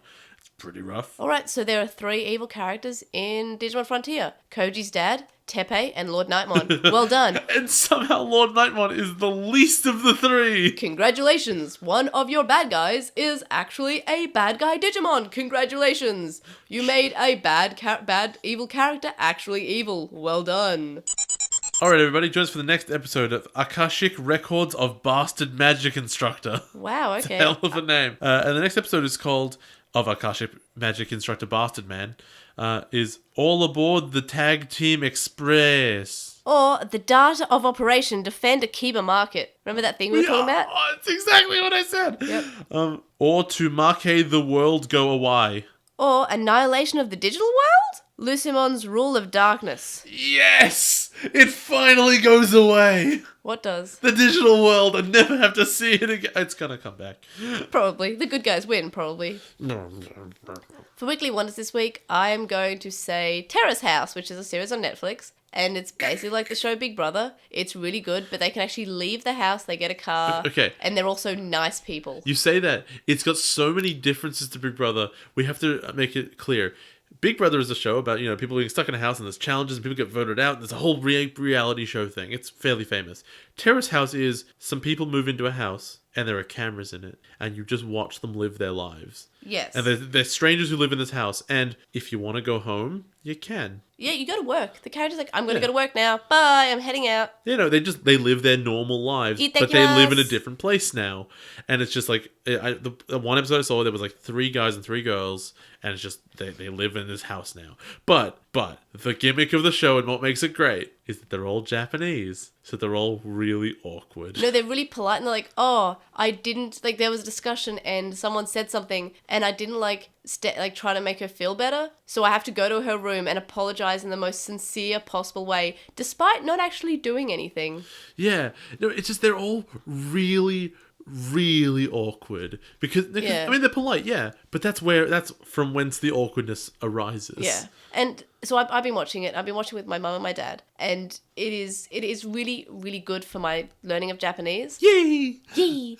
And also I love the panel. Gotta watch the panel's great. Oh, the panel. The panel. The little kid. There's a little 14-year-old boy and he's adorable. He's like, I think the girl's cute, okay? He's like, well, I actually think this girl is really cute. I used to watch Terrace House, the original series, with my mum.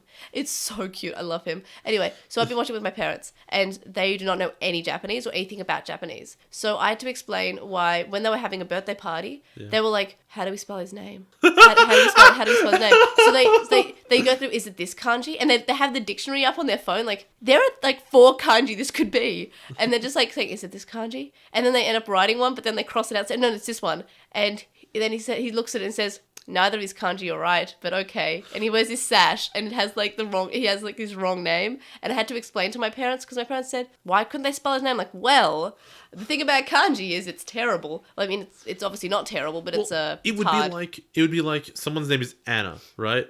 And you're like, is it spelled A-N-N-A? Is it A-N-A? Is it A-N-N-A-H? Like, you don't know what it is. Yeah. And you can't ask them because that'd be rude. Yeah. You didn't already know? That's rude. But it's worse than that and it's why a lot of anime will have, when they're standing in front of the class, like, you spell my name with the kanji for this and the kanji for this. I guess the difference is that, like, on one is like Anna, but like you still read it and that makes sense. Whereas with kanji, it's like, but what if you replace the letters A-N-N-A with R-Q-X-Y and it just happens to say Anna as well? Yeah, I guess. I mean, there are different, like, For one thing, I was talking in the Slack today about how in the subtitles they said, let's go out for sake. And then they were drinking wine. And my parents were like, but they said sake. I'm like, well, actually... Sake just means wine, right? No. It has the same kanji. So not the characters, the people were saying, they said shu, which means alcohol. Okay. But shu and sake have the same kanji. It's also read as saka. So saka, shu, and sake all have the same kanji. So they were going out to drink, and they basically said, we're going out to drink. But for some reason, the subtitles say, we're going out to drink sake. Wait, so when you read it, you just guess? No, it depends on the context it's in. The context of alcohol versus wine is impossible. When it's brewing, I think... No, I'm going to drink X, you're guessing.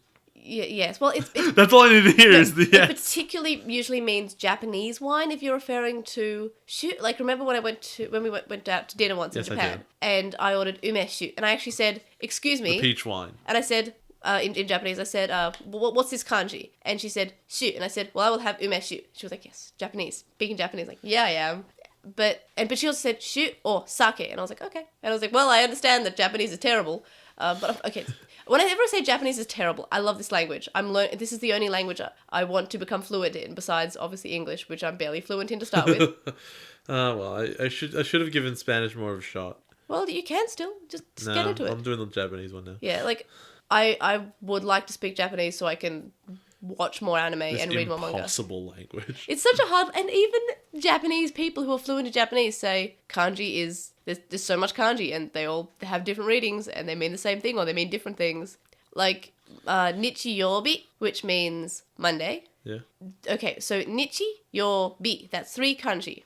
The first and the last kanji are the same. Why? They're both the sun. Okay. Because in the context of... Wait, no, it's not Monday. It's Sunday. So nichiyobi is the sun. Because it's sun and then the word for day has a sun in it as well? No, the word for day is the sun. The word for sun and day are the same. Okay, so it's sun something and then sun again. Yes. Okay. Nichiyobi, and that's Sunday. But I think nichi and bi don't sound anything similar. Yes. What? No, it's the same thing as like sake and shu. Do they make the same? They make different noises. Yes. Oh my god. Yes, they're the same. So I just have to ask. You draw the same. You draw the same thing. Yeah. But it's said it's said as a different word. So nichi and hi, but it's also said as bi. It can be said as hi or bi or nichi. So the question then, and I'm sure I've asked this before, but with kanji, is it literally just memorizing the exact thing every time? Is there a science to putting them together? I don't know enough about the Japanese language to answer that question.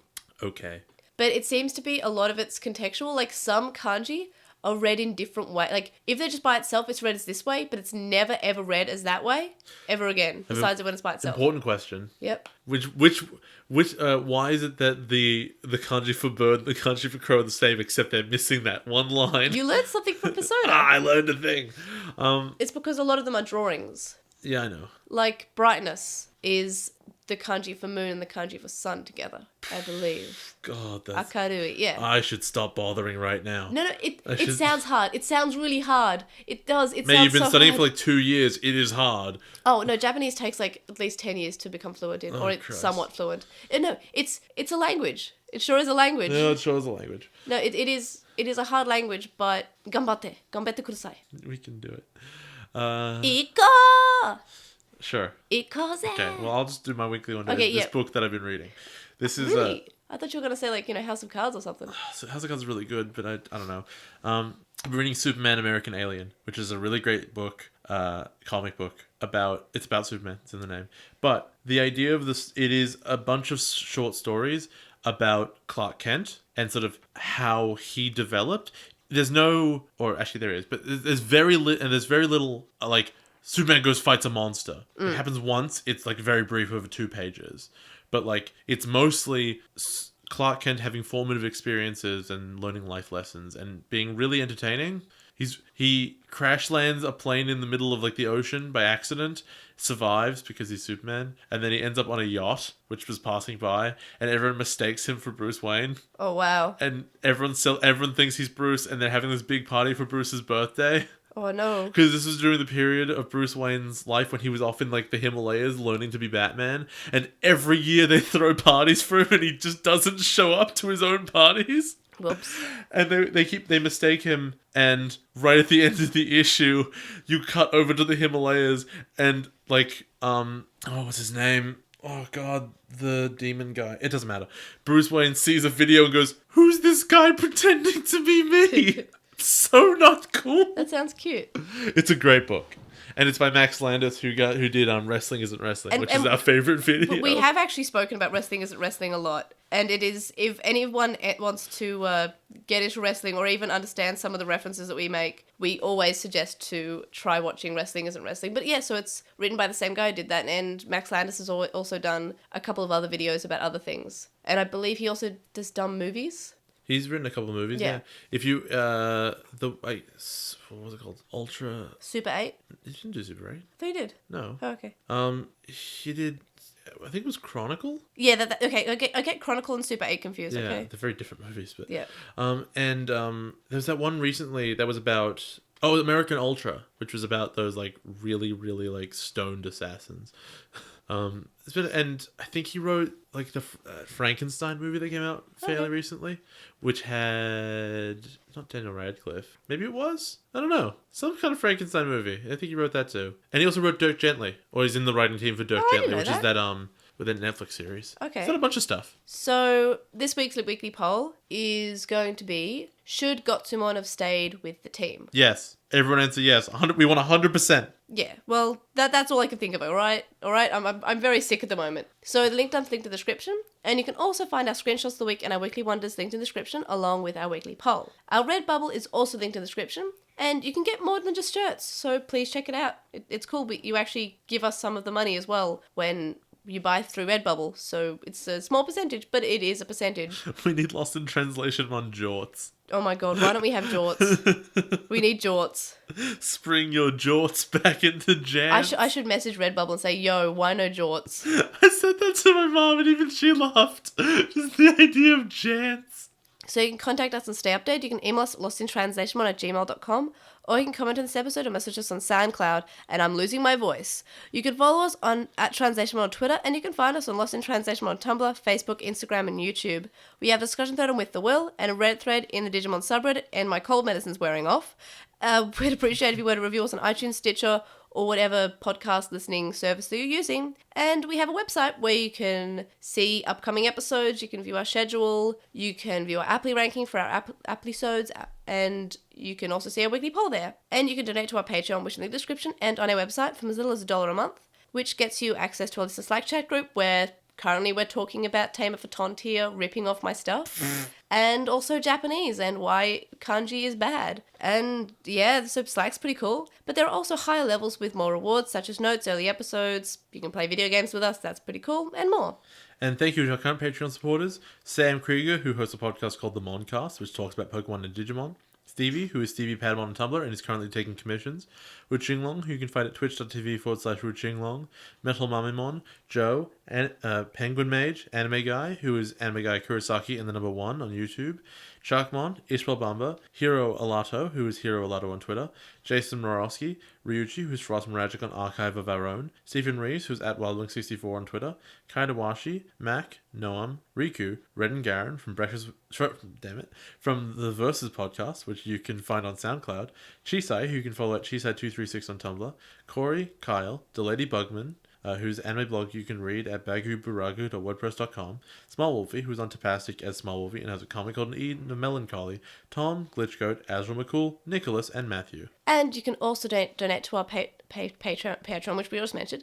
You see, I told you, I'm very sick at the moment. Patreon. You can also donate to our PayPal if you want to. And I forgot what I was going to say. I say this every week. See, I told you, I'm very sick. Edgemon-me. So our PayPal is paypal.me/Edgemon and is linked in the description. And we'll see you guys next time. And hopefully I don't have the flu. And I'm really sorry if this episode has been of less quality than previous episodes because I am pretty much very unwell. And I don't know why I've been getting sick so often lately. But yeah, so I'm really sorry if this episode's bad again. But I tried. So I'll upload this for our Patreon supporters, and then I'm gonna have some cold medicine, and then I'm gonna go to sleep, and then I'm gonna edit the episode in the morning. So we'll see you guys next time, and hopefully I'm not dead.